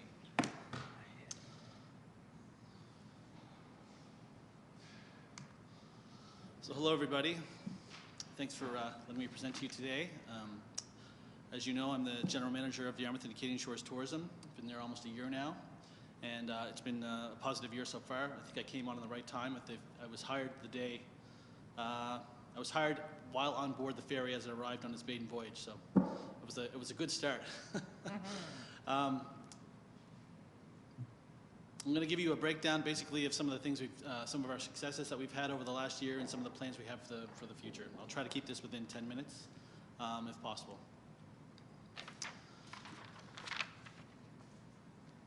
So, as you probably already know, our partners for Yarmouth and Acadian Shores were we're a not-for-profit society made up of three member municipalities, and most recently the Marketing Promotions Levy Advisory Committee, or MPLAC. We're funded solely by those as for our core funders, and then we also have a application on a application by application basis relationship with Economic and Rural Development and Tourism and ACOA. We're working currently on our branding project, which is part of our larger marketing project, which is a project that was funded by the town of Yarmouth, our other municipal partners, Economic and Rural Development, and ECOA. YASTA recently updated its bylaws and increased the industry representation on our board of directors with the addition of the marketing promotions levy, as I already mentioned. This increases the representatives to 3 representatives per municipality or partner in YASTA, which is a positive move for the board of YASTA because we did have a smaller board. Our board is increasing and our industry engagement and participation on our board is now larger. We feel that's a positive for our organization. Pictured here is Carla Allen, from the Vanguard, as you all know. This photo was a part of a photo shoot facilitated by the Nova Scotia Tourism Agency last year. And this specific experience I wanted to mention is the Song of the Paddle, which is operated by Becky Cuttrow. She's a member of our board now, by the way.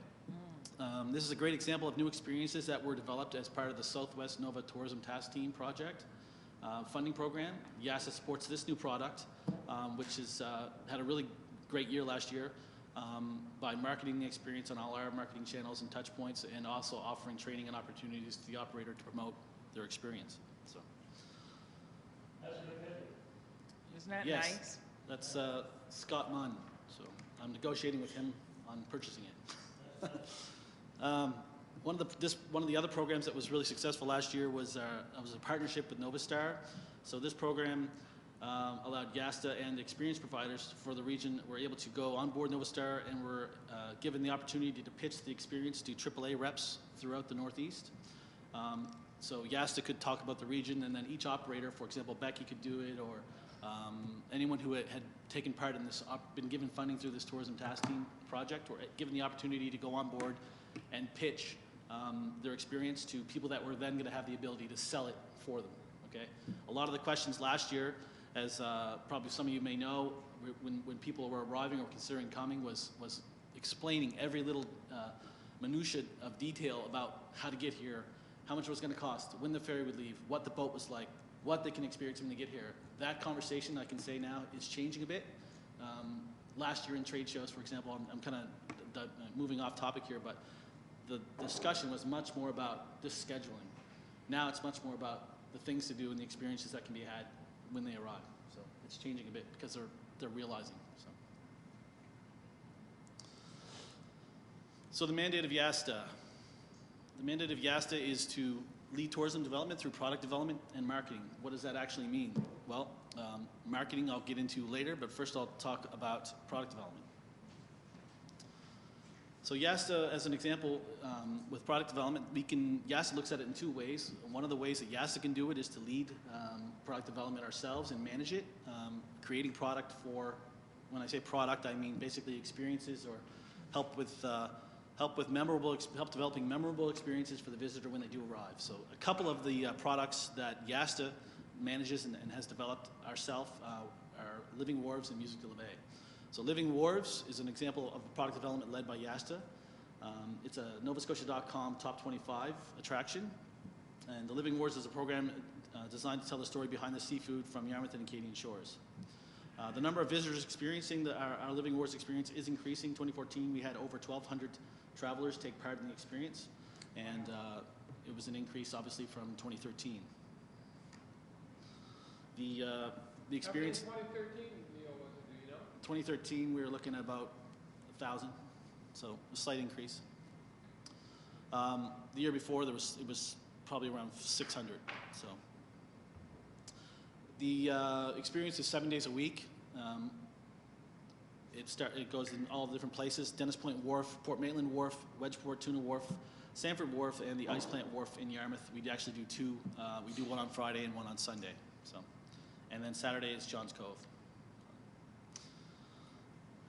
I have a handout to give you after, but one of the things that we're looking to do this year, and we have an active application, we've been advised by ACOA that we can put in an application for Living Wharves and Musique de la Baie to enhance that product. Right now, we're not moving as far ahead as we want to with that program. We want to make it more sustainable. We want to add a culinary component to it. The NSTA's designated this year as the year of culinary. We want to ride that wave a bit, and again, we're working with ACOA to try to put in an application that would allow us to enhance that product. So, another experience is Music by the Sea, or Musique de la Baie. So Music by the Sea presents local music nightly in restaurants throughout Yarmouth and Acadian Shores all summer long. YASTA manages this program and does all the promotion and hiring of the talent. The goal of the program is to ensure visitors have local and live entertainment in restaurants and other venues all summer long. This also includes entertainment on board Novastar and the new yet-to-be-named Digby Ferry. Go ahead. Thank you. I just got one quick question. When you say Acadian Shores, can you tell me the circumferences that it takes in and the funding partners that takes in? You know, Sure. like your, is it? I'll let you tell me. So Yarmouth and Acadian Shores is a tourism region designated by the province, and they break the province up into tourism regions to hopefully make it simpler for the visitor to determine what experiences they can have in each region. In some cases, some occasions it's based on geographical boundaries, and some cases it's based on just what experiences can be held in that region.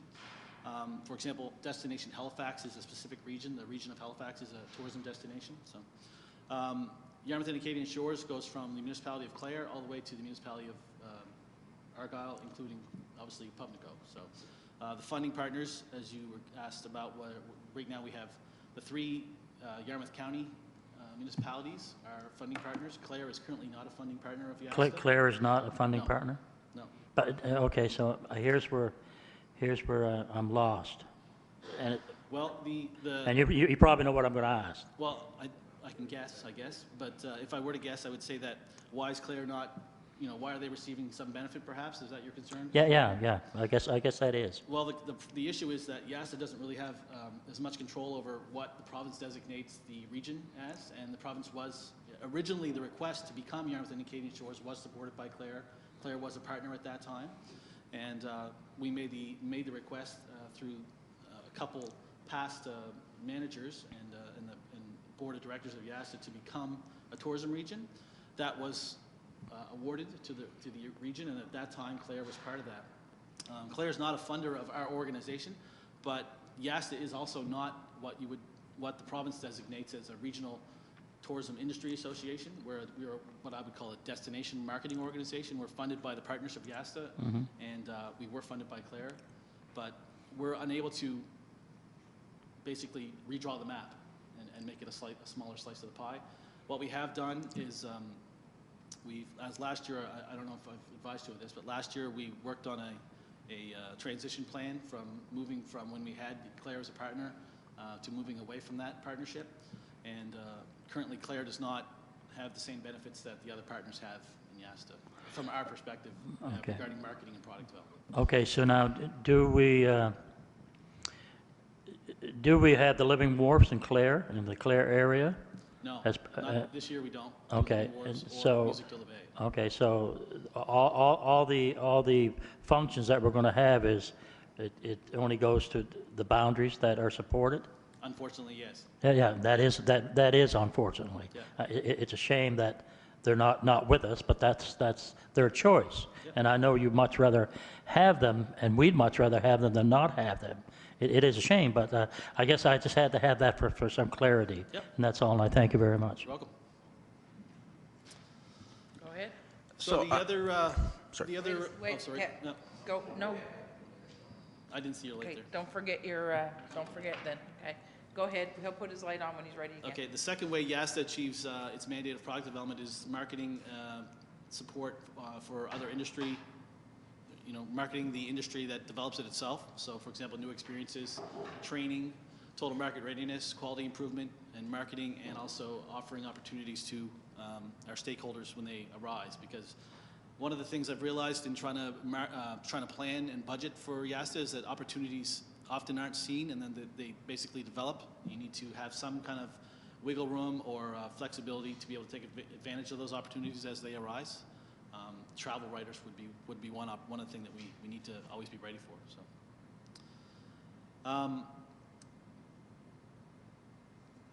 I've already mentioned the success of the AAA reps on board Novastar, and I have confirmation from Novastar this year that they're going to be continuing that program again, so we're very happy with that. I just got confirmation of that yesterday. We're also working with Bay Ferries very closely because that is another entry point. They've been a great partner of YASTA, and we want to continue to maintain that relationship. They basically don't say no to us. They allow Charles specifically to put onboard experiences, interpreters from our region. I know the Sweeney's Museum had a good experience last year, the interpreters from there. So we also support the province travel writer program by providing tours and itineraries for visiting writers. We'll be continuing to work with the NSTA this year on that initiative as well.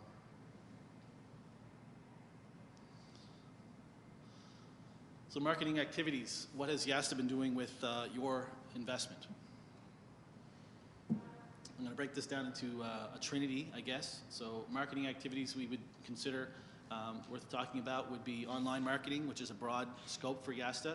Obviously, you see there we have a working website and a Facebook page. We also have some Twitter and Instagram. Are those where we want them to be? Not yet. And we're working with Extreme Group to develop a new campaign to enhance that social media presence and also measure the impact that that has much closer. We are going through a redesign of our website, bilingual Yarmouth and Acadian Shores responsive website. So right now that website is not responsive. It doesn't really respond well to being seen on a tablet or a smartphone. That's all going to be taken care of now. That's really important for websites now that are designed to become responsive. And we've seen this in some of our analytics. When people are arriving on our site, our bounce rate is going up, which means people are spending a little bit less time, but we think that's attributed to the mobile use on our website because more people are accessing our website via mobile and our bounce rate is going up. We think those two are correlated. And we think we can fix that problem by having a responsive website. Some of the things we're also planning is to have a much more integrated live chat request that's forwarded to the provincial website so that our website will be basically monitored. So if people actually have questions, not only do they can answer it themselves with the content on the website, but if they have to, they can speak to a real live person. We're going to enhance our content on our website by having it from one point. So our operators and stakeholders will be requested to add their content on novascotia.com, and then those data feeds will be feeding our website. So there'll be one point of entry for stakeholders and also one voice to the visitor. It also gets rid of inefficiencies such as duplicating. Right now we put an experience provider in our website, then we have to go to the novascotia.com and help that provider put that information on the novascotia.com as well. There's opportunity for error there. It's much better to have it feeding down. That model is basically one of the models that Destination Halifax uses. A lot of their content actually is being fed from novascotia.com. One of our other focuses is on conversions. We want to be able to show our stakeholders that because YASTA is getting traffic, that traffic is relating to sales leads for our stakeholders. So we want to be able to see a B&B operator or an experience provider have an email show up and said, new e-lead from YarmouthandAcadianShores.com, and then they can close the sale. But we want to really start focusing on pushing conversions, not just being a destination, not just being information-based. We want to push it so that they are actually seeing the benefits of having a regional organization like us represent them. We're also increasing videos. Videos have a lot of staying power online, and we're going to be increasing the content of videos.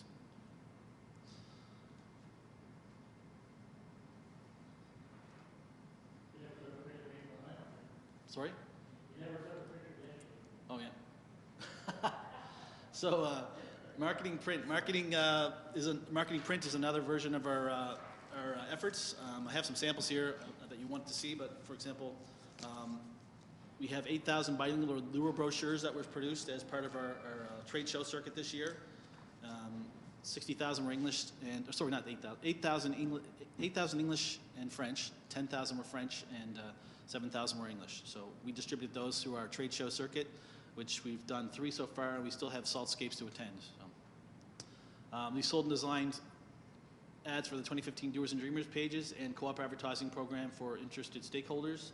We provided content for the 2015 Doers and Dreamers guide. We didn't make the cover this year, but we were quite happy that we made it last year. Is that this year? Yeah. That's the English version. Yep. You can hand this around too. There's content in that one too.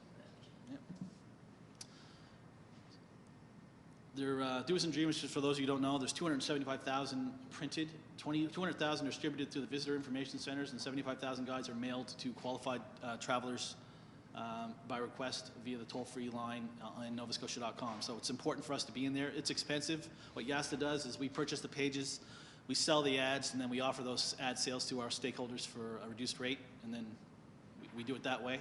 We also provide the content for novascotia.com, or sort of the organization, to make sure that our region is represented. We're doing 70,000 English and 10,000 French visitor guides this year. Those will be designed in-house and printed locally. That's through a partnership with TC Media. Our visitor guide distribution is through the visitor information centers throughout the province, stakeholders, and onboard Novastar Bay ferries and other special events and fixed roof accommodations. Of course, we'll be doing 5,000 Music to the Bay and 5,000 Living Wars brochures, and we've also just recently produced an ad a co-op ad in partnership with Novastar that was featured in Horizon Food and Drink magazine, which is a magazine that's distributed in Toronto Star and National Post. So the 100,000 units are distributed in that paper. It also includes, I don't know if anyone's ever been around in what they call the Pathways in Toronto, downtown, just outside of Union Station. There's a bunch of digital screens that this package is also part of, so I'll forward some of that if I get it. Branding. Some of you have been to our stakeholder sessions, and I appreciate you coming to those. It's important that we show the community that we're listening to them, that we're taking on their input. I know you've just gone through a branding process, so you know how in-depth that can be. The brand identity was presented to stakeholders on the 24th, and it was approved. It is Yarmouth and Acadian Shores Where the Stars Align. That's built on a brand strategy of experience nature and culture with room to breathe. Current brand guidelines are being developed with a goal to present next week actually. The business brand kits were also being developed, and the creative brief and timeline have been written for the product components, specifically trade show displays, welcome signs, etc. The communications plan is being completed and should be reviewed by the end of the week. We just did a website audit too, and we had a meeting on that yesterday, and the website will be coming along very soon. I'm excited to see those changes. So. Lastly, one of the other marketing components we do is marketing trade shows. Here is Rick Allwright, who some of you are familiar with, and Charles is in the other picture there. He's got his back turned to us because he's obviously in a bad mood or something, but he's speaking to visitors there. So this is the Boston Globe show and the AAA show. These are both NSTA partnered trade show projects. So the NSTA puts out a call each year for interested stakeholders who want to attend these shows, and they will ship our product to a limit to the event for free. They'll give us free space, and in some cases they'll even allow us zero booth costs. So the Boston Globe had no booth costs. The AAA show had half the booth costs, so it only cost us $800 to be there. So, and of course, I don't have any pictures of me at the Ontario Adventure Show, but I'm here in the present, so I was there. How do we measure success? Well, as you can see, from June to September, the growth in our area there was growth in our area, but it wasn't large. If you look at 2013, these are the 2013 numbers. Our area experienced probably a 1% growth. This is information coming from the NSTA's website. The South Shore did experience about a 9%, and if you look at Halifax, which is a key indicator, they were actually down. But room nights, this is what we're measuring here. Room nights from June to September is a key metric that the whole region needs to look at. It's especially important to our new partner, MPLAC Committee, which is obviously representing the fixed roof accommodation sector in our region. So, if we look at 2014, last year we had a fabulous growth. We had 17% growth. So it's 16% or 17% depending who you ask. I chose to pick the higher number. These numbers again are all available on the Nova Scotia Tourism Agency website. I can provide that data to you after if you'd like. But it's a key indicator in our region. Now, again, for us to move 17% is a lot less difficult than it is for the region of Halifax to move 17%. A 3% increase in Halifax is a large increase, you know. Yeah. But we are seeing, you know, positive impact, and obviously that is from the ferry and also from people realizing the investment in the ferry and taking advantage of that. So. The next thing we do to measure group success, or a metric that our board of directors requires us to make sure we're always checking, is group sales. So group sales related to, room night sales related to group sales efforts. So currently, room nights sold due to group sales efforts is forecast for 2,900 rooms. This is in this 2015 year, and these are the events that are currently secured. So we're still working on more events. We love doing announcements for more secured events, and we work very closely, as Mr. Dares mentioned, with him and the entire region to try to develop events that will bring visitors, keep them here as long as we can, and of course put them in our hotels and B&Bs. The economic impact assessment for 2013-2014 was over 2,000 room nights sold over 7 events, with a total investment of approximately $115,000, creating an economic impact of well over $2.5 million. And again, you might not be able to read that, the asterisk there, but the economic impact based on Canadian Sports Tourism Alliance Sports Tourism Economic Assessment Model. And that's a pretty familiar model that we use to analyze the economic impact of events. Forecasting for 2015-2016 is approximately 2,900 rooms, as already mentioned on the other slide, and room nights to be sold over 8 events with an estimated investment of approximately $60,000, which will create an estimated economic impact of over $3 million. So,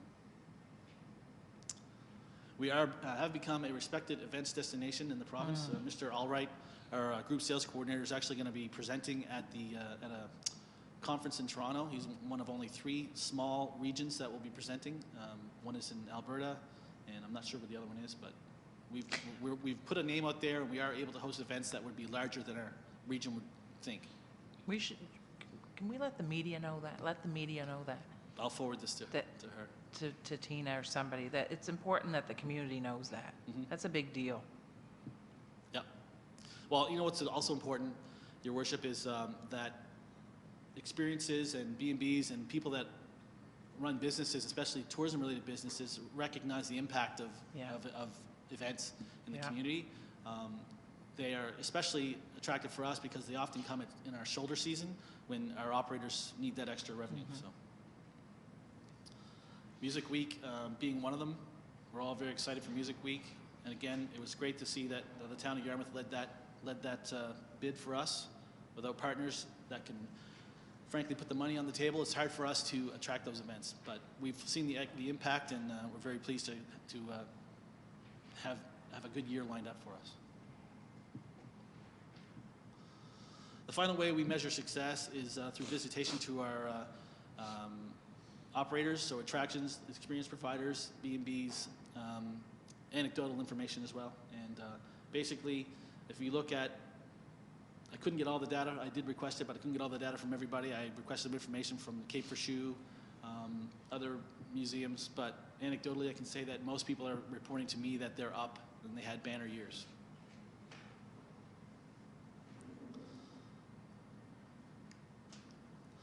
That's it for that. I have, if you'd like to ask me some questions. Yep, good. Any questions for Neil? Go ahead. Got a couple. Neil, first of all, or Ms. McKenzie, I'm sorry. The fact that Claire is no longer a partner is troubling. Why are they no longer a partner? I would hazard to, if I had to guess, I would think that they, what they reported in the media was that they had financial strain. They had 2 situations where they were funding the Clare Tourism Board, and they were also funding YASTA. The warden there reported that they had to make a choice between funding either one, and they made a choice to fund the local one. So. Okay, so That was their. Does the Clare Tourism Board promote the rest of Yarmouth and Acadian Shores as we are promoting Clare? Well, I can't speak for them, but I think that their mandate is much smaller than YASTA. Now, right now, and Councilor McIsaac brought this up, YASTA is not promoting Clare experiences in our visitor guide, so they're not part of our visitor guide. They're aware of that. We've notified them. The Board of Directors has notified them through letter from our board of directors. They're also not, we're not marketing and promoting experiences in their region. Now that's YASTA. We're certainly not going to direct visitor information staff to not tell a visitor not to go to Clare, and I believe they're not doing the same thing. That would be in bad faith. We can't do that. Oh, no. But there is some pain that they are feeling, in my opinion, as not being a part of YASTA. So has there been any talks with Clare to bring them back into the fold? I've reached out to some individuals on the Clare Council, requested meetings, but I wanted to have some more information that I could talk to them about. But they have been willing to speak to me. They're also willing to, through Larry Peach, who's the director, he's willing to partner with me on individual things, but I really haven't been given that directive to do that through the board of directors. So we really haven't been partnering. Because I know in talking to a couple of my colleagues from Argyle, they too are very concerned because we promote Yarmouth and Acadian Shores, and they jokingly comment it's really Yarmouth and Acadian Shore right now in many respects, you know, the way it is. My second question, and this has always troubled me, industry buy-in. Here we as a town put money into YASDA, and to this day I'm not sure how much we put in, but anyway, that'll come out in the budget. But we do put money into YASDA to promote private business, basically the tourism industry. I mean, every one of these inns and hotels and experiences and restaurants are all businesses that are making money. Yet industry itself doesn't put anything in. All they contribute, of course, is taxes, no different than McDonald's, Canadian Tire, and Zellers. If the 427 tourism-related businesses in Yarmouth and Acadian Shores, that was the number I added up, I think around a couple of years ago, each contributed $50, that'd be like $25,000, roughly, you know, a little under.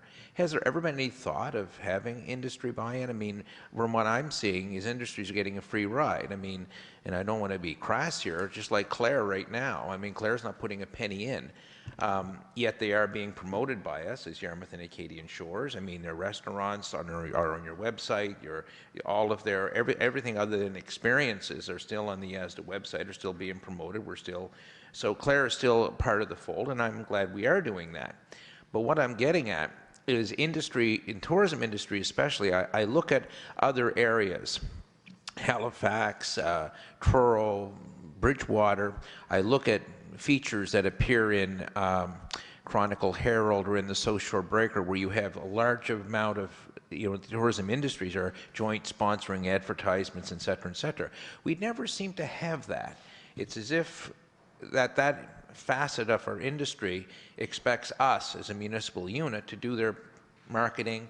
We're basically the marketing arm of a private industry with no return to us. I mean, you are paid by contributions from our individual budgets, et cetera.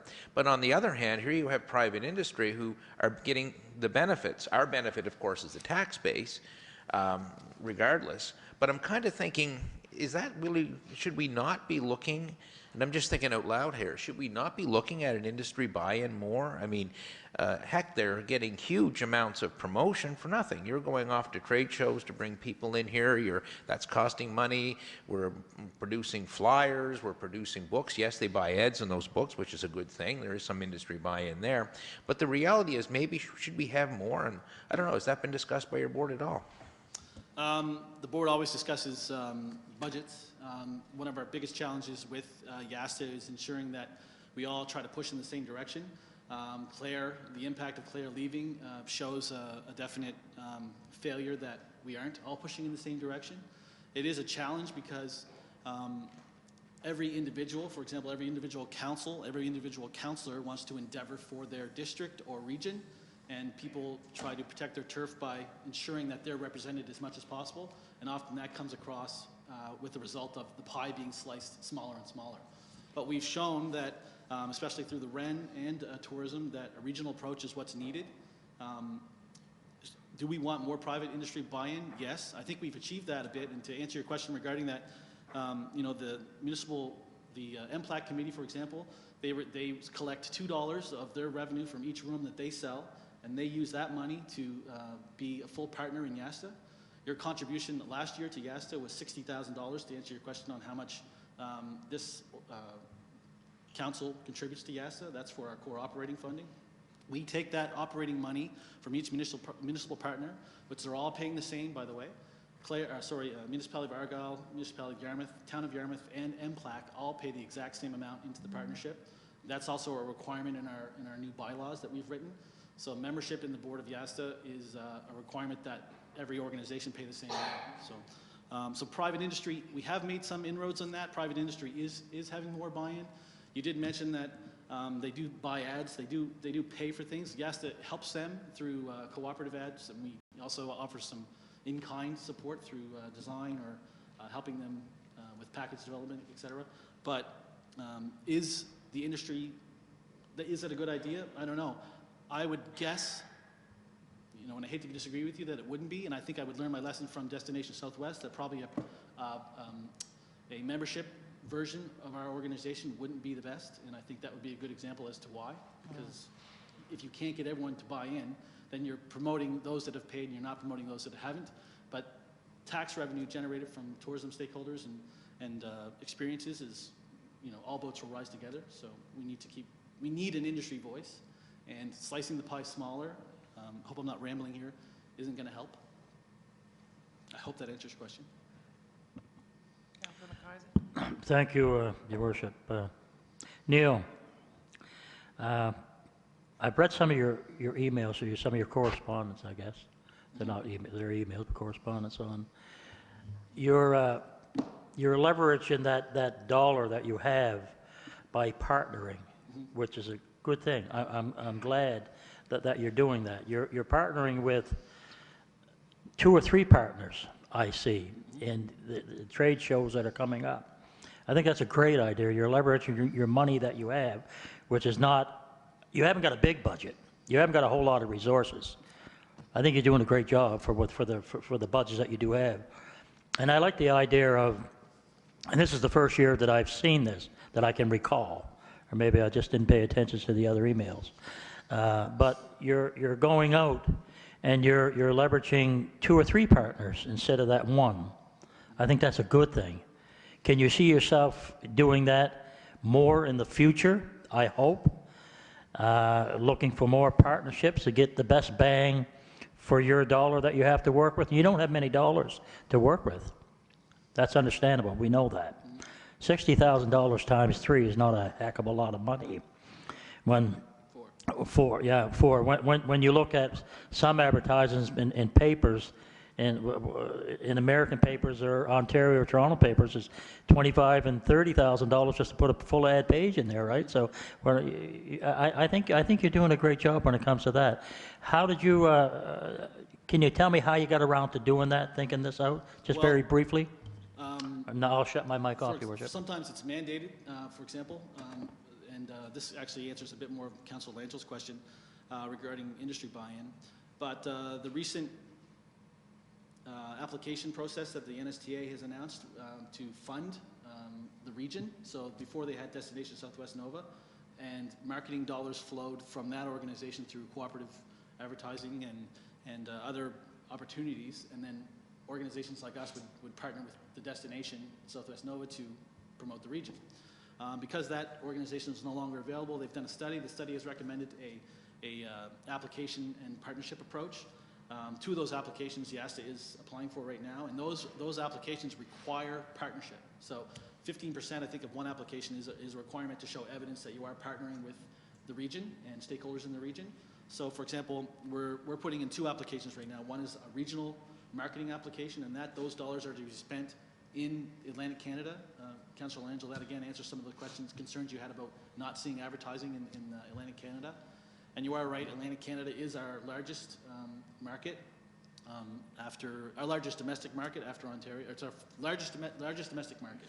Ontario is the second, and then obviously international is the U.S. But so that application requires us to partner, and for example, we have in that application right now, we have partnership that's being worked out with Bay Ferries and Novastar, and also there's another application that we're putting through for Music to the Bay and Living Wharves, which is a tourism experience marketing program.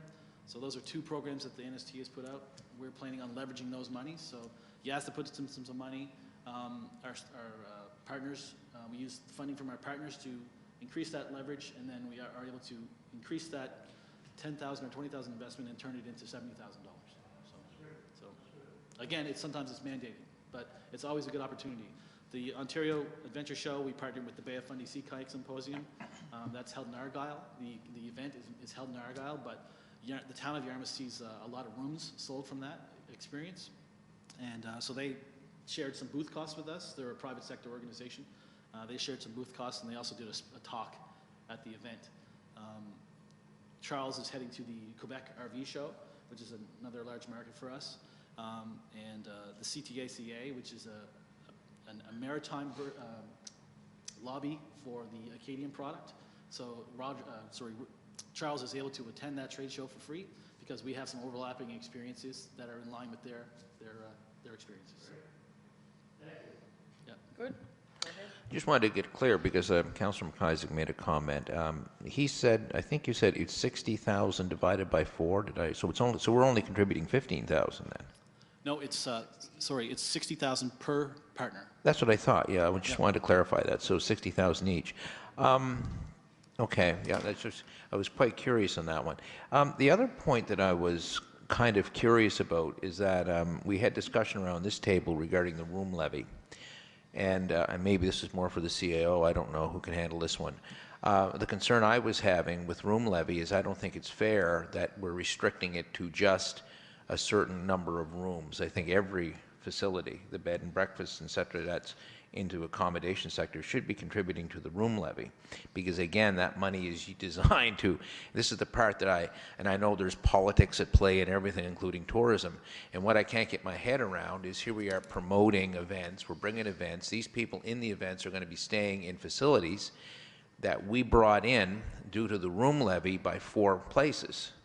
Are we going to be, or is the board, or have they just dismissed the idea of expanding the room levy across the board so that all accommodation sector are paying a room levy? I attend the room levy committee meetings. It's not a discussion that's been had at the GASTA board level, but the MPLAC committee is on the board of directors now. They have 3 representatives. They have discussed it at length. They've done some analysis and looked at what it would take. There's 2 major components to expanding the levy. One would be a change in the legislation at the legislature. That would have to be amended, and they'd also have to amend the bylaws of the committee itself. The bylaws amended by the committee would be an easier process. Expanding the levy to include either more rooms or more types of businesses would have to be done through a change in the bill. It's a private member's bill, if I'm correct, and the CAO can definitely speak more to that because he's been privy to those meetings as well. Yeah, so the room levy legislation is a local act that was a private member's bill, so that would need to be amended. The other issue, and they haven't stopped talking about it, but they haven't reached a conclusion or recommendation on it at this point. One of the other questions that they're kind of wrestling with is currently the properties that collect the room levy all have representation on the committee, and they're all fairly large properties in terms of number of rooms. So if all properties that are licensed tourism fixed roof accommodations are collecting the levy, would they all have equal representation within the group? And that kind of governance question is something that they're also talking about in tandem, because they don't believe that you would broaden the scope to include all of the properties without also addressing the governance question. So the discussion's ongoing. Famous question, because I'm not getting any younger. How many months, years will the discussions be going on for?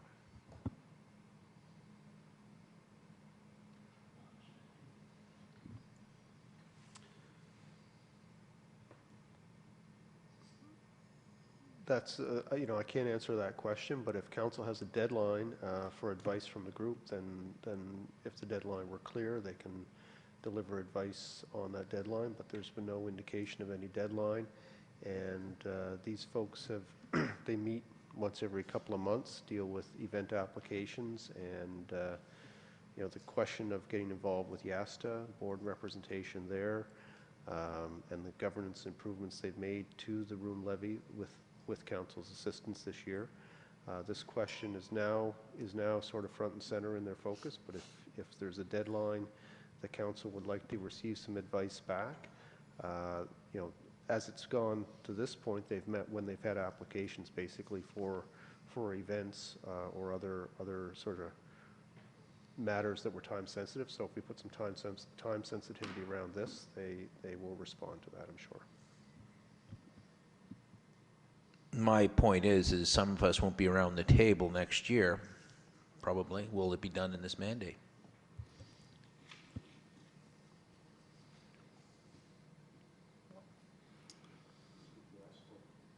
Yeah. Probably hard to say, I would think. Yeah.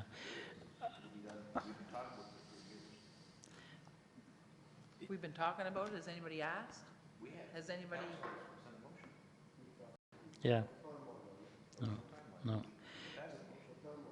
Can I just make a suggestion from the CEO's comments on, I guess we're talking about the B&Bs and whatever small little entities that house people for tourism reasons. I would think it's probably an easy fix. I'm sure that if you had 10 bed and breakfasts and you had, instead of saying you can all have a place at the table, that they would have one person or two people that would be part of a committee that they would get together and say, as part of the B&B, it's your mandate to have one spokesperson or two people to sit on this board. I mean, I would think it's an easy fix.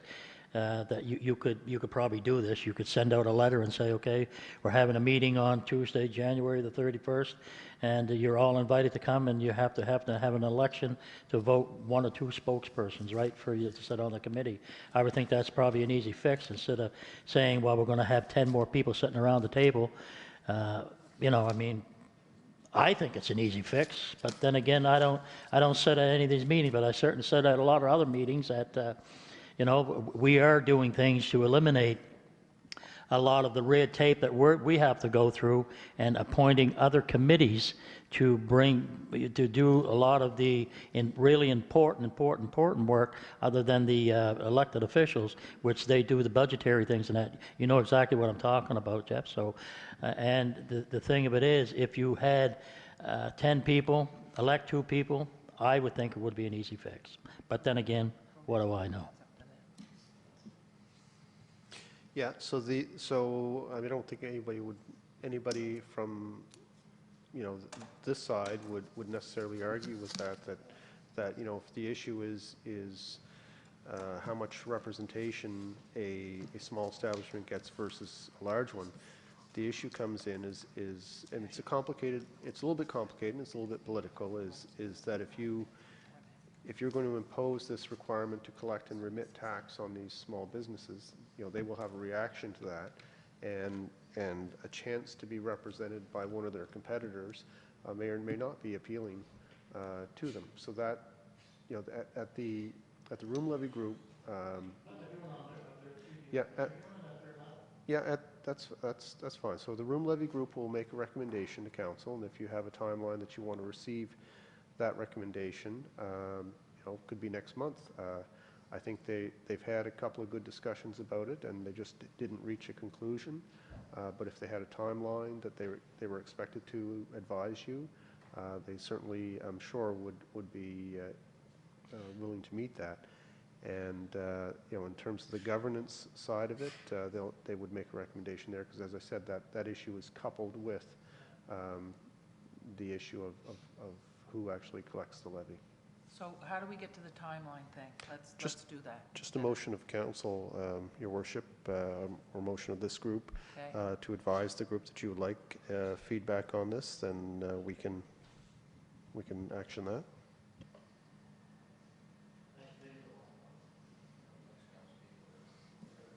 Yeah, well, somebody want to make the motion? Yeah, that's what I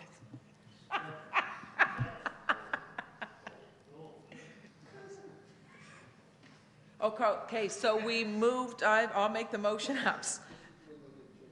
Okay, thank you.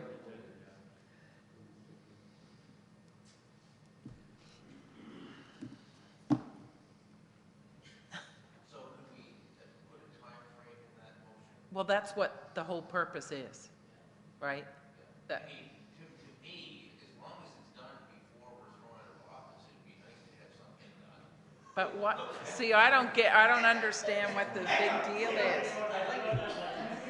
I don't understand what the big deal is, whether it's now, I mean, it's good to get stuff done, but I don't know why it has to be in a particular mandate. I'm missing something. Well, because once some of us leave the room, things are forgotten, even though they're on the books. Oh, I hear, okay, I gotcha. No, it doesn't hurt to have it done. I don't attach what we do with a mandate. But I'm not a politician, so I mean, obviously, give them a year to do it, or 2 years, or how long we need to do this. I'm just trying to get a time frame. I'd love to get it done, that's all.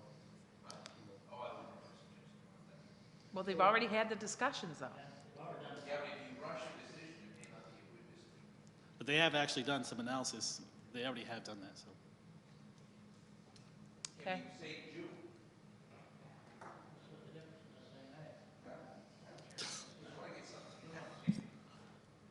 May.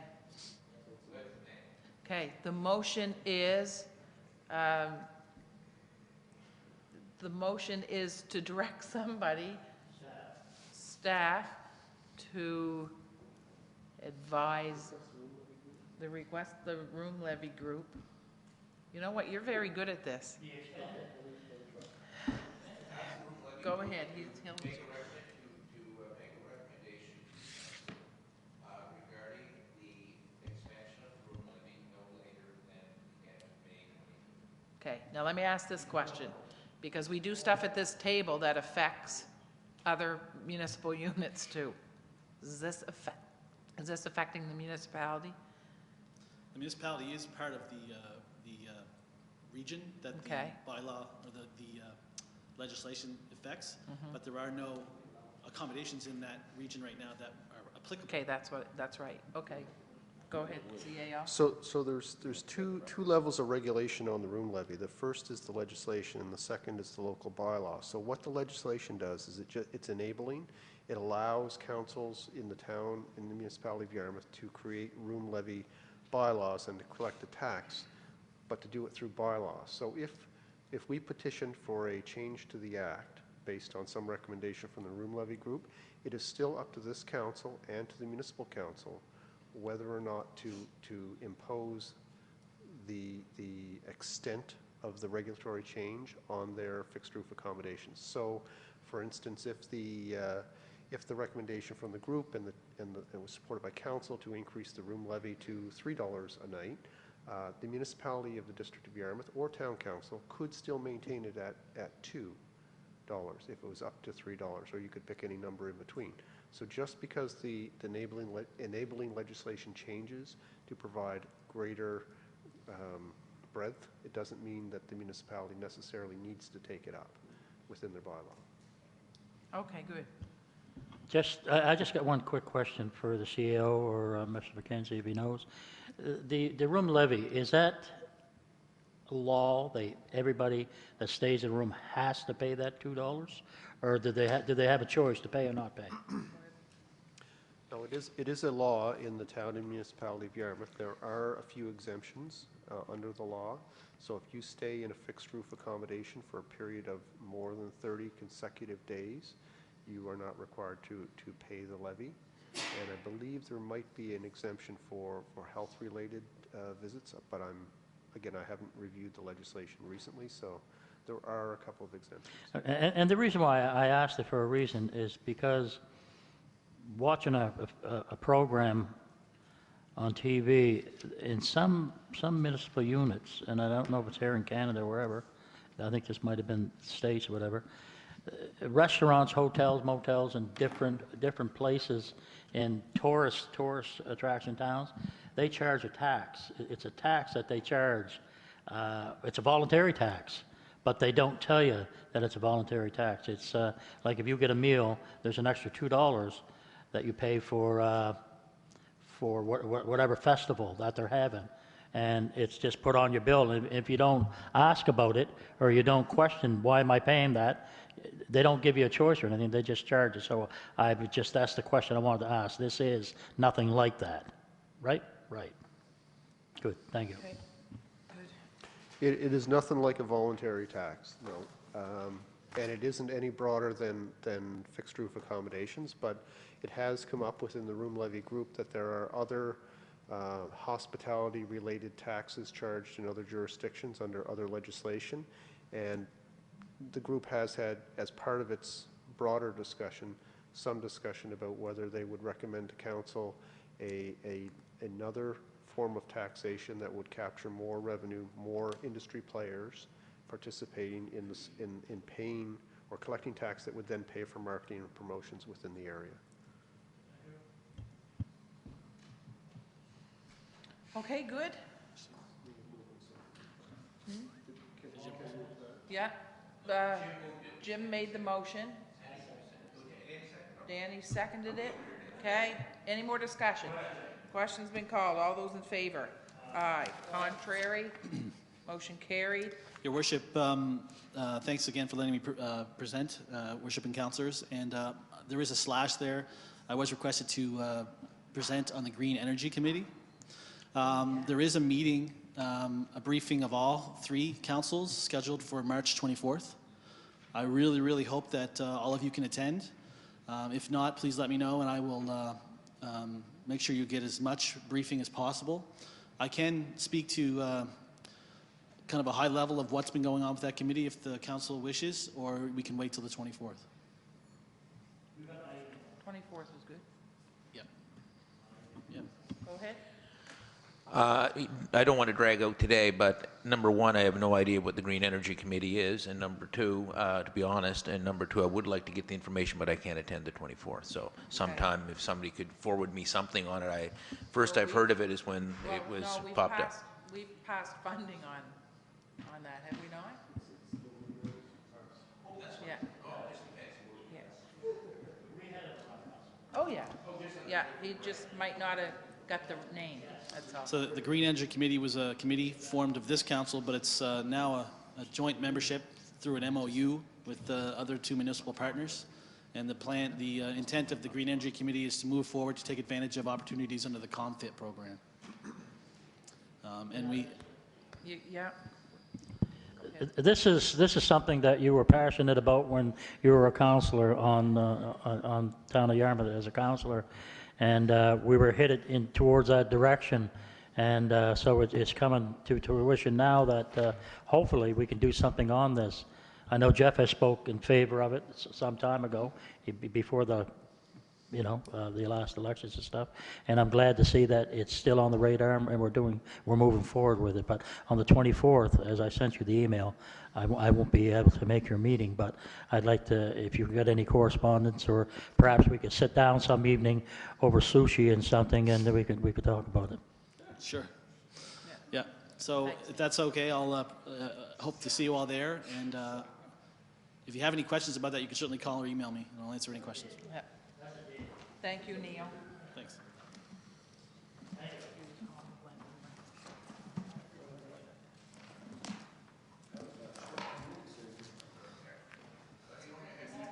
Hi, Glenn. Come on up.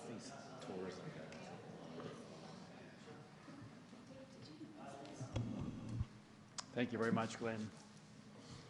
Everybody's leaving on my part.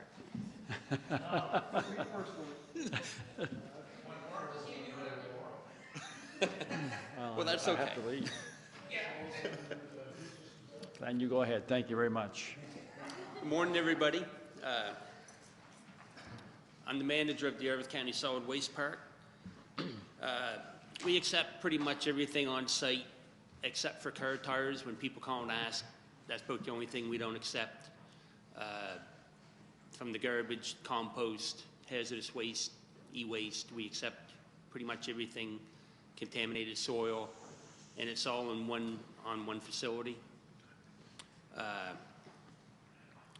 We had a very, very busy year last year. We're up 17% in weight across the scale and traffic across the scale. And so not just the weight was up, but the vehicle count was up too, both about the same amount. So it's been a pretty busy year for us. We have filled cell number 1. We have 6 cells planned for the site for construction and demolition. Cell number 1 is now full. We have started cell number 2, so we will have to cap cell number one this year. Cost is approximately $50,000 to do that. We're thinking we are cutting costs on that because we have the contaminated soil and we have a fair bit that can come out to use to cap that. So that is going to reduce the cost of capping. The money for that is set aside in depreciation. In our budget, we set aside depreciation every year, and we have money set aside for capping the cell or any other investments we need at the time. We're currently running a balanced budget at this point from, I think, the past 3 years it's been balanced, Jerry? For the past 3 years, so we're going to try to keep it that way. And you're funding your amortization within that, right? Yes. Pardon me? You're funding your amortization or depreciation within that balanced budget? Yes, we are, yes. Yeah. Some of the things we're doing to reduce costs and try to save us money is water testing. We reissued an RFP for that, and we think we're going to be able to reduce that cost by about $20,000 a year. We're just working on that now. I had 13 responses, and we're narrowing them down and working on the final results on them. Some of the other things, the metal pile is a big revenue for us. Last year was the least amount we got for the metals at $100 a ton. We've got as high as $185 a ton for them.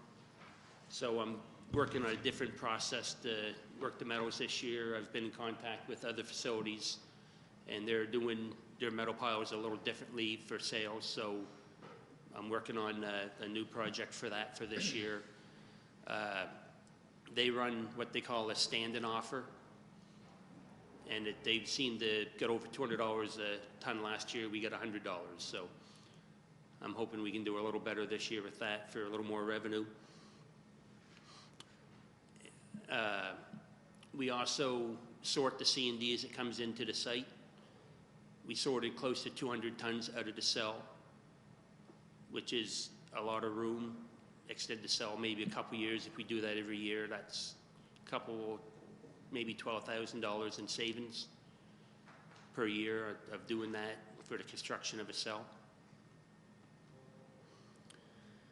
The scales this year, that's another, we have to do a fair bit of work to the scales, just regular maintenance, just got to be upgraded, new cables, some of the lines, some repairs to it. It's going to be $5,000 to $10,000 just to fix that up. A new scale is $100 plus, so we'll fix this up, get a few more years out of it.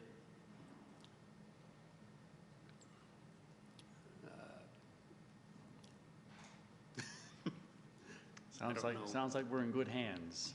Yeah, if there's any questions, I can answer them. Just one quick one. The refrigeration units that come out, do you still have somebody comes and takes a Freon out of them? No, we do that ourselves now. Oh, you do it yourself now? We bought the equipment, Oh, and good. that's a huge saving itself, just by Yeah. doing it ourselves. Okay, do you get a lot of refrigerations and that out there? We had about 350 last year. That's a lot. Yeah, that's a lot. Must have been all Frigidaire. Pardon me? Must have been all Frigidaire. Yeah. Thank you.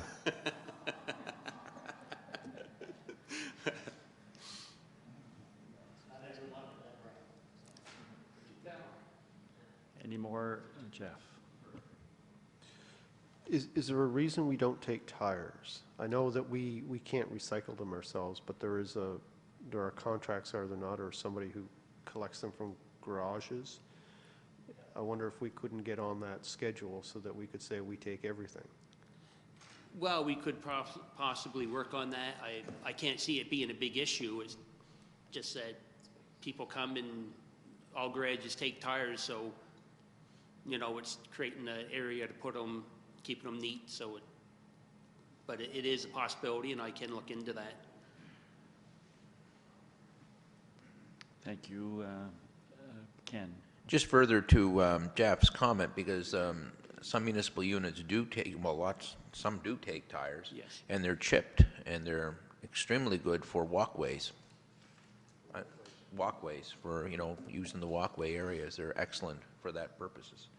And some areas actually use it for ground cover over plant beds, just as a thought, you know. So there is a lot of use for them, you know, and it might be something we should really explore. And maybe that could be put on the agenda, Jeff, for the next solid waste park meeting. Valley Waste, they actually had took ground tires. They built a new eco-friendly office, and their whole weeping tile around the building is ground tires. Some of the highways in Halifax, they're putting ground tires for the base of the highway.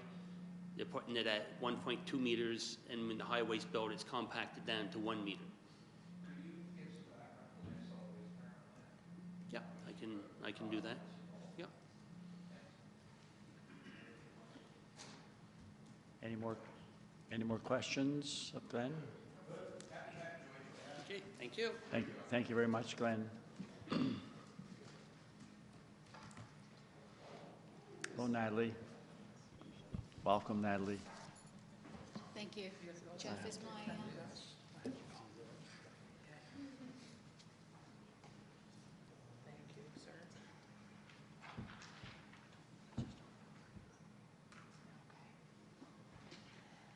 Is it on the desktop, Linda? The presentation, is it on the desktop? Click the link on the agenda, it should come up. Just click it on your email. Go on the agenda.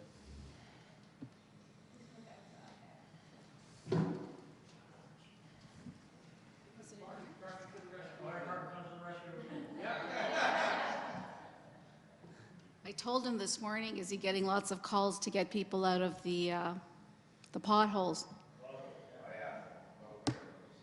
Thank you, John.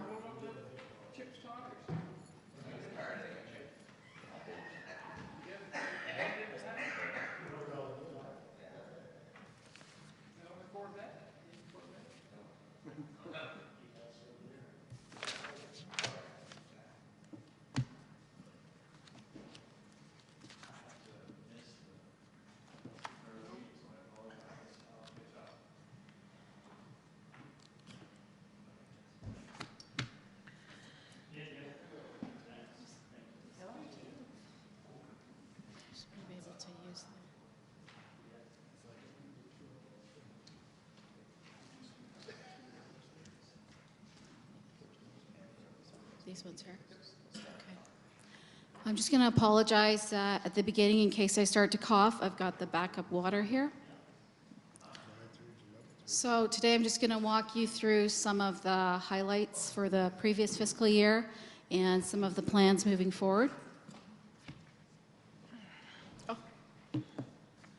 So basically, just to answer the council priorities, I've tried to link the plans in the year ahead towards those. So what we accomplished, this is a very short list, but I tried to summarize it since I thought we only had 10 minutes. As you're aware, we completed the branding identity project. We also established the facade incentive program that's now in place. Part of that was actually creating a separate society to administer that. The design and the tender package for the streetscape project has been completed as of two weeks ago. That package is now available to engineering to go out for tender. Investment readiness, we'll talk more about this, but step one of that process has been completed. A lot of time has been spent in identifying the appropriate partners in the network within the province and locally in economic development and also in business development. So I feel that we have the appropriate connections currently right now so that we can start to discuss how we work together. Also, a lot of my time has been spent with engaging with the business community, those that are currently in business and those that are looking to the town of Yarmouth to start a business. So lots of engagement that has occurred there. So looking ahead, these are 4 goals, but by no means do they actually identify all of the sub-projects that I will be working on. One of the key things coming out of the branding identity project is to identify a marketing plan. How are we going to market our community to the outside? So there's more detail to follow, but I wanted just to show you the linkages between these 4 goals and council priorities. So marketing plan takes into consideration for the town to be more open. It also will speak to efficiencies as well as the tax base, increasing the tax base. Further rollout of the blueprint is looking to make smart and efficient infrastructure investments. Investment attraction portfolio, increasing our tax base, as well as looking to secure new businesses to our town.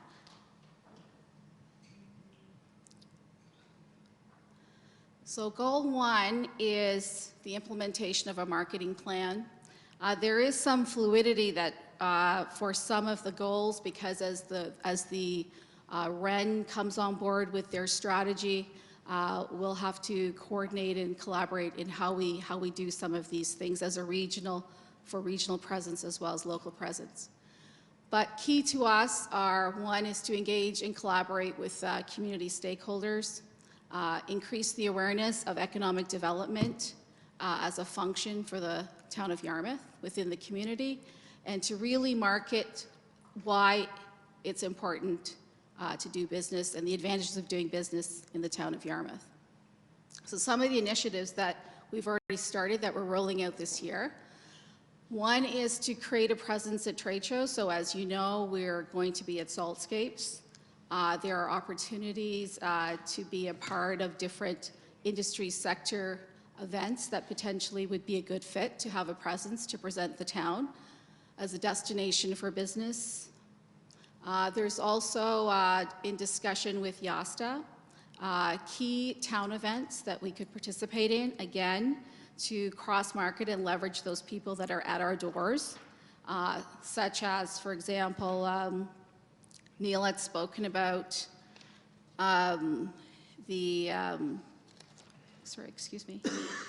Music Week, Chicks with Sticks. There's other events that are key events that are happening in town. So while those people are visiting us, I would like for the town to take advantage in having them be aware of what we have to offer. Also a newsletter, and this is a little bit different than a community newsletter with what's going on, but this is really to have an economic development focus.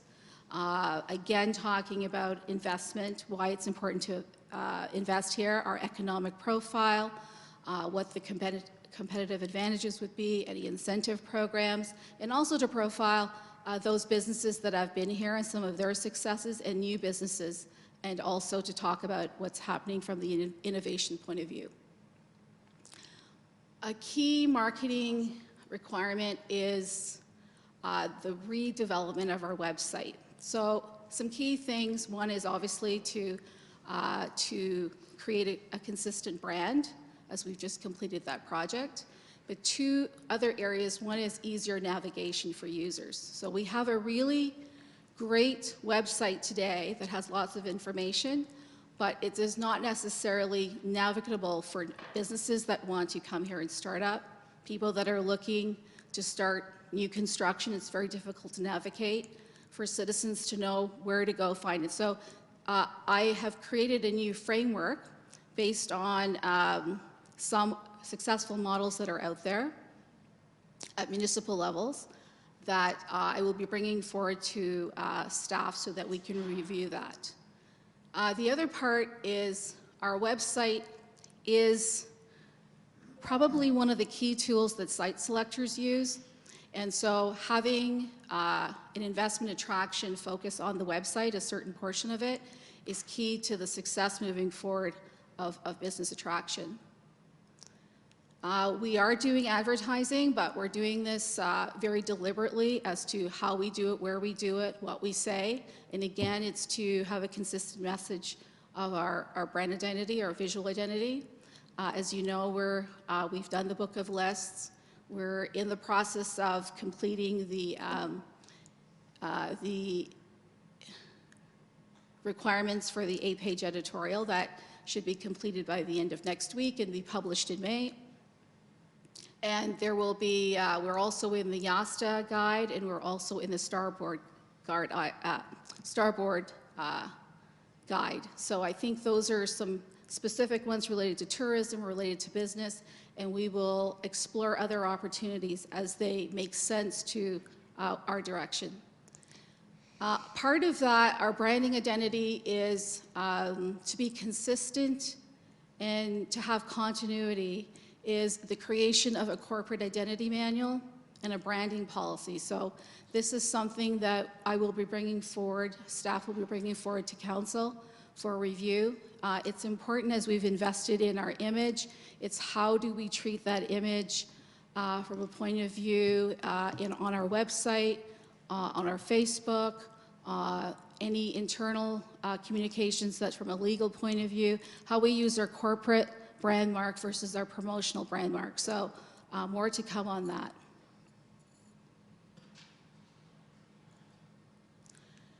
Goal number 2, and by the way, the goals are not in order of priority. I just had to number them. We are getting a lot of traction, and you've seen some of the successes of the progress that we've made in the implementing the downtown blueprint plan. This coming year, it's really to see the implementation of the streetscape design, and I'm hoping that we will be in a position to do the 3 bump outs. The other thing is to extend the facade incentive program. We had a first phase to the end of October. We're getting traction with people inquiring about the design and their requirements, but I hope to see that become more aggressive as the snow melts and people are more incentivized to pretty up their buildings. So I'm looking for that to be extended. And also for us to discuss about implementing our brand identity into the streetscape as we've now got that. So some of the initiatives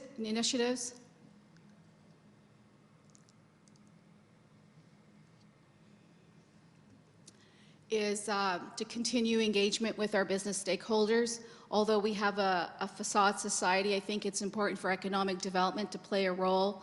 One, to express the urgency of business stakeholders to get on board with the program, but also for me to work internally with staff to make sure that any perceived bottlenecks that we can work through those in advance.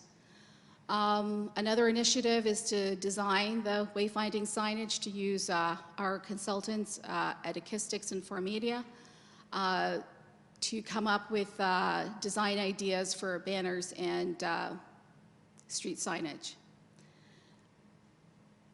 The last point I want to make is supporting the downtown business organizations. This is really key.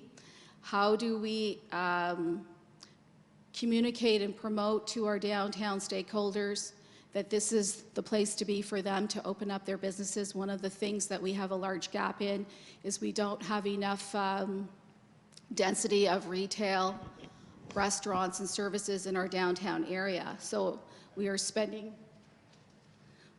significant money in building the infrastructure with regards to the bump out program, the facade incentive. So the third part to make it successful is to work with our downtown community to see that this is an opportunity for them to take advantage of.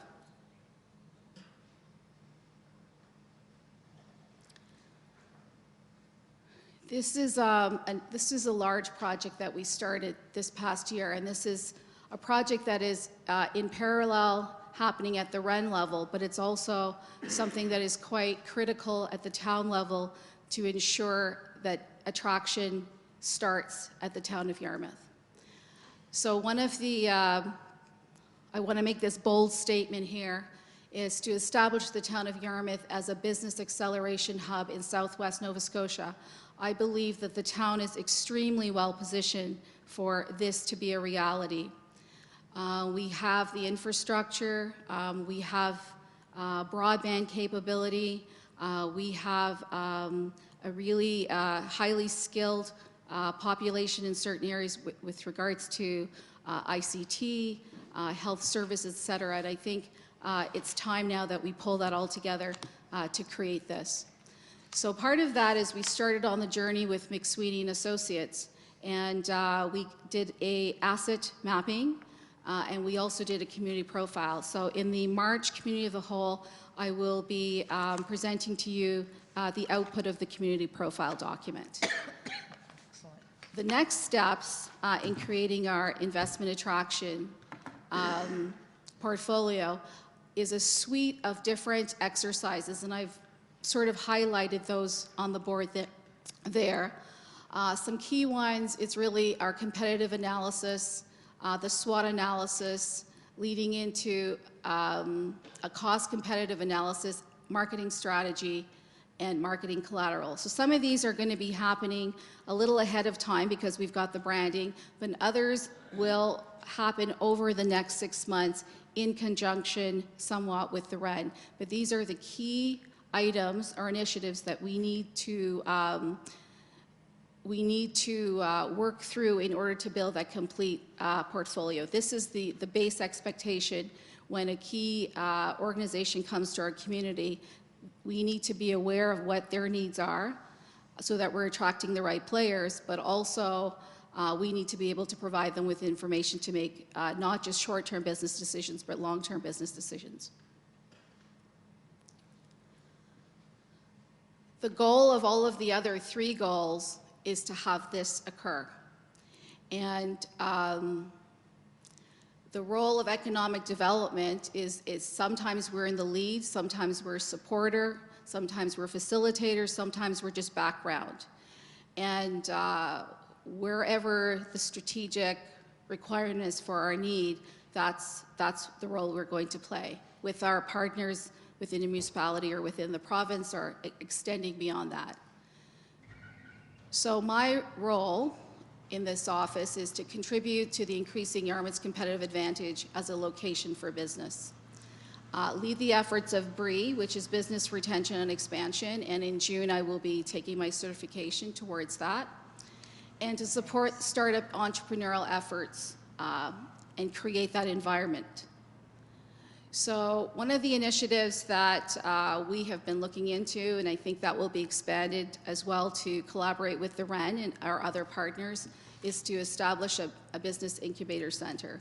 And that could take many forms. That's a model that we need to investigate what makes sense for today, and then how does that grow. A successful example of that is Volta Labs, where a lot of young entrepreneurs from our area are actually in Halifax, and they're using that center very successfully. The other thing is we have been supporting the IT group hub, and we want to continue to do that.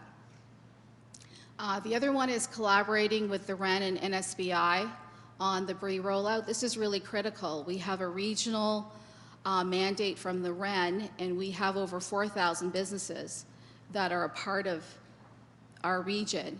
And so we need to have a strategy of how we're going to identify ourselves to business, what type of data we're going to collect, how the data will be reviewed and analyzed, and how will we act on the data. So this is something that at a town level we'll have a strategy, but at a REN level, rolling up to a provincial level, we need to also have a strategy. So not only do we create data, but how do we incentivize and bring to the parties, the businesses there, the right information for expansion and retention, and really importantly, succession planning, which is a major issue at this time.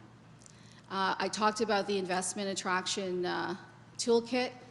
That will be critical to work with new businesses and existing businesses.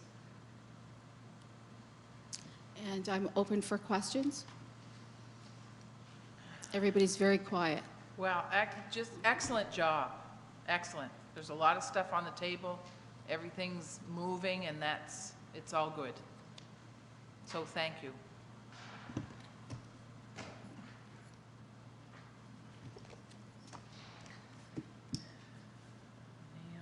Yes, to Natalie. Chief.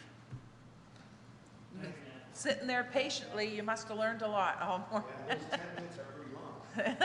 Yeah, I know. I think Linda put one on here for me. Yeah. I'm trying to find out where they... Is that, no?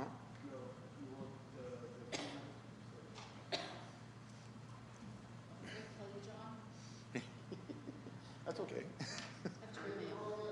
Yeah.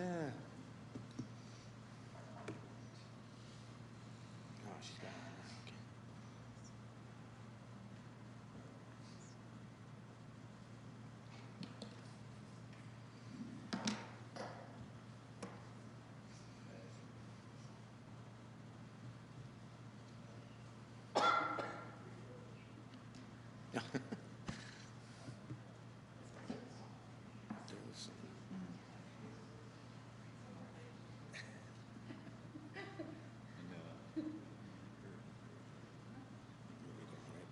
Thanks, Jeff.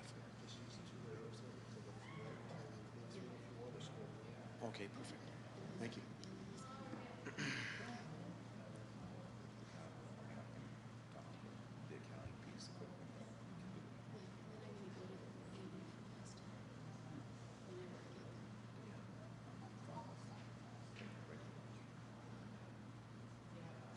Hopefully everybody can see that. Thanks for this opportunity to chat about the fire department.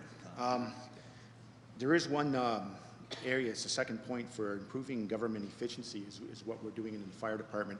The public doesn't see what we do on a day-to-day basis or how we put together our budget and where the monies are spent. So most of the stuff you're going to see today is just for that one point, improving government efficiency. Hopefully they don't get to see what we do, because if they do, most likely it's a structure fire and it's at their place, and we don't really want that, right? So I'm going to go through the department priorities that we have for 2015. Each year at the beginning of the year, I do our priorities, and I don't number them, so you're not going to see them in order here.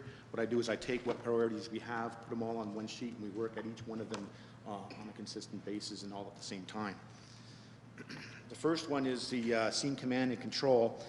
Last year we started implementing some command and control procedures and getting everybody on the same page, and we're going to do that again this year.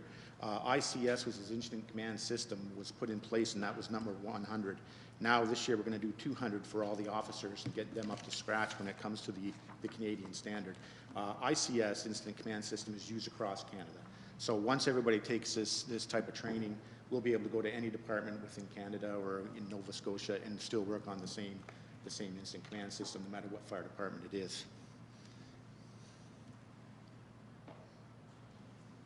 Another priority is membership morale and support. This was a big one for me when I first got here. I really wanted to see the morale come up so we could start doing some proper recruitment. Last year, I put in place a morale and support team, which reported directly to me. I wanted to be able to have that control of that committee and put them in place and give them authority to be able to start bringing the morale back up. That'll cause interest in the fire department, and the more interest in the fire department, the more people we're going to be able to get, especially volunteers. We're really, really pushing the family-oriented fire department here, because it is a composite station, and we want the families to feel comfortable coming to the fire station. And the more families you get involved, the more people you get. It's basically a rollover. Every time you do it, you get more interest. And this is going to be exactly 10 minutes, unlike everybody else. So. Okay. Another priority is diversity and volunteer recruitment. We want to increase the number of volunteers, as everybody knows. The objective for 2015 is the same, and we're also adding the auxiliary to that. The auxiliary membership really helps us out when it comes to operational scenes and stuff. They can get on scene, give us refreshments and stuff like that, keep the people hydrated so that the firefighters can continue their job. They also help us out in fundraising and family events. The Family Fun Day, as an example, if we can get their numbers up, they'll be able to help us out a lot during the Family Fun Day. I'm not sure if everybody can see that screen. It's kind of so that's a very, very important one there. We're looking for about 60 volunteer firefighters, 20 20 auxiliary members, and 10 support members. The support position is actually going to be helping the operational side. There's a lot of things in the fire department that need to be done, that we need people with skills that don't want to be firefighters, and we're going to bring a few of them in. We've already looked at a couple that are away right now, but when they come back, we're going to be having specific duties like archiving and stuff like this, and getting all that information over the last 150 years all put together in somewhere safe. right now, it's not really categorized and it's not really in a proper state. That's just one of the projects. The next priority, or another one of the priorities, I should say, is the fleet and equipment. Last year, we put in place a manager for our fleet and equipment. I'll talk about the equipment first. The manager will identify all the equipment we have, what's operationally needed and what isn't needed, and then all the funds from the budget will be going towards what is actually needed. So in other words, if it's a Jaws of Life, we're going to put money into that this year, and we're going to get it inspected properly and keep it up and maintenance. If it's something that's not needed for an operational scene, it's put off to the side. It's not maintenance unless we have the money in the budget to be able to do so. And that's just another efficiency we're doing to keep the costs down and keep the budget down. When it comes to the fleet, we had a manager put in place last year again. We put in place our first maintenance program that we're doing, and that's identifying a number of issues with the trucks and got a lot of it fixed. So you're no longer going to have a catastrophic failure for a truck. In the past, if the maintenance program wasn't in place, if a problem happened with the truck, whatever expense it was would have to be found somewhere out of the budget. Now, since we're doing the maintenance program, we've identified things, we've fixed them, so it'll be less of an impact.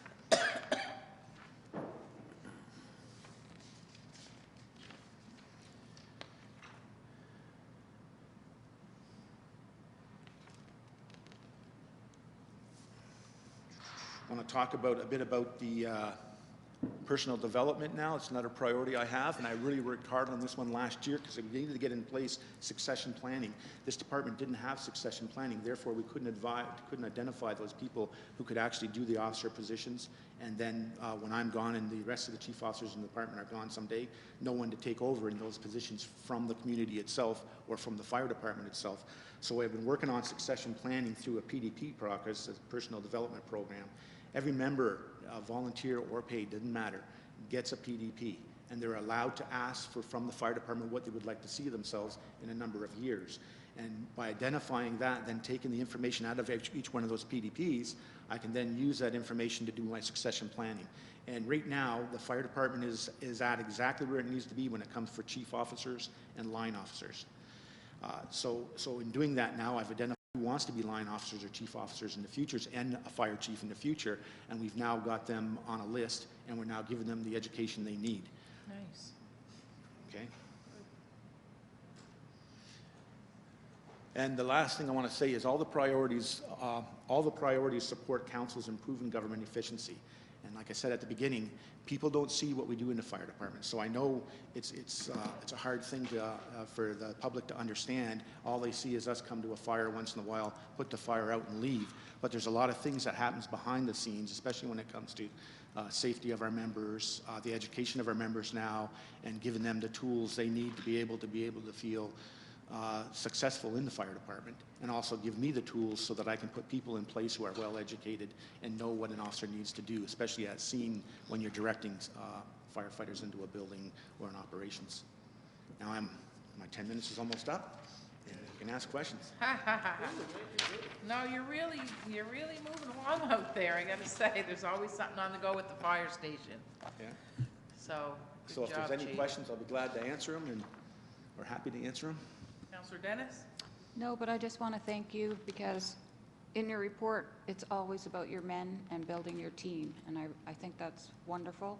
And I'd like to see more of that in the community where it's the people that work for you that are important. Thank you. Thank you. Oh, Good. That's easy. Thanks, Chief. Thank you. Mike's not here, and we have Caroline.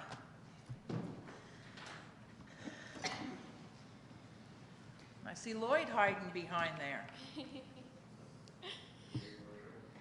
Somebody And more. closed my presentation. I had it all ready. Sorry. Horace and Lloyd are here. No, it's a present, so I have to. I did fancy. Yeah, I'll help. I can help with that. Mr. Lloyd. I get it backwards.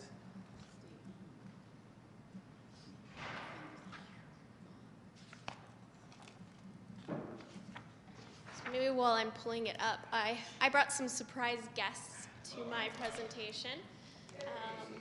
So these are our consultants for our municipal planning strategy review. We have Jeff Ward, and you all should know Morris Lloyd. So I'm really excited to start the process of reviewing our strategy with them. And maybe if you have questions, they can answer them in my question period. Have you laughed at all? If you had a good laugh at all, looking at the plans and strategies?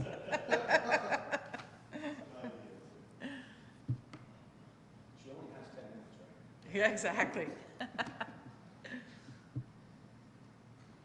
You gonna time me? All right. So I made a Prezi. I've never made a Prezi before. They're kind of a different style of presentation. I thought by the time you got to me, you might want something besides a PowerPoint. So you can let me know what you think of it at the end. I'm here today to represent the Town of Yarmouth's Department of Planning and Development. I just want to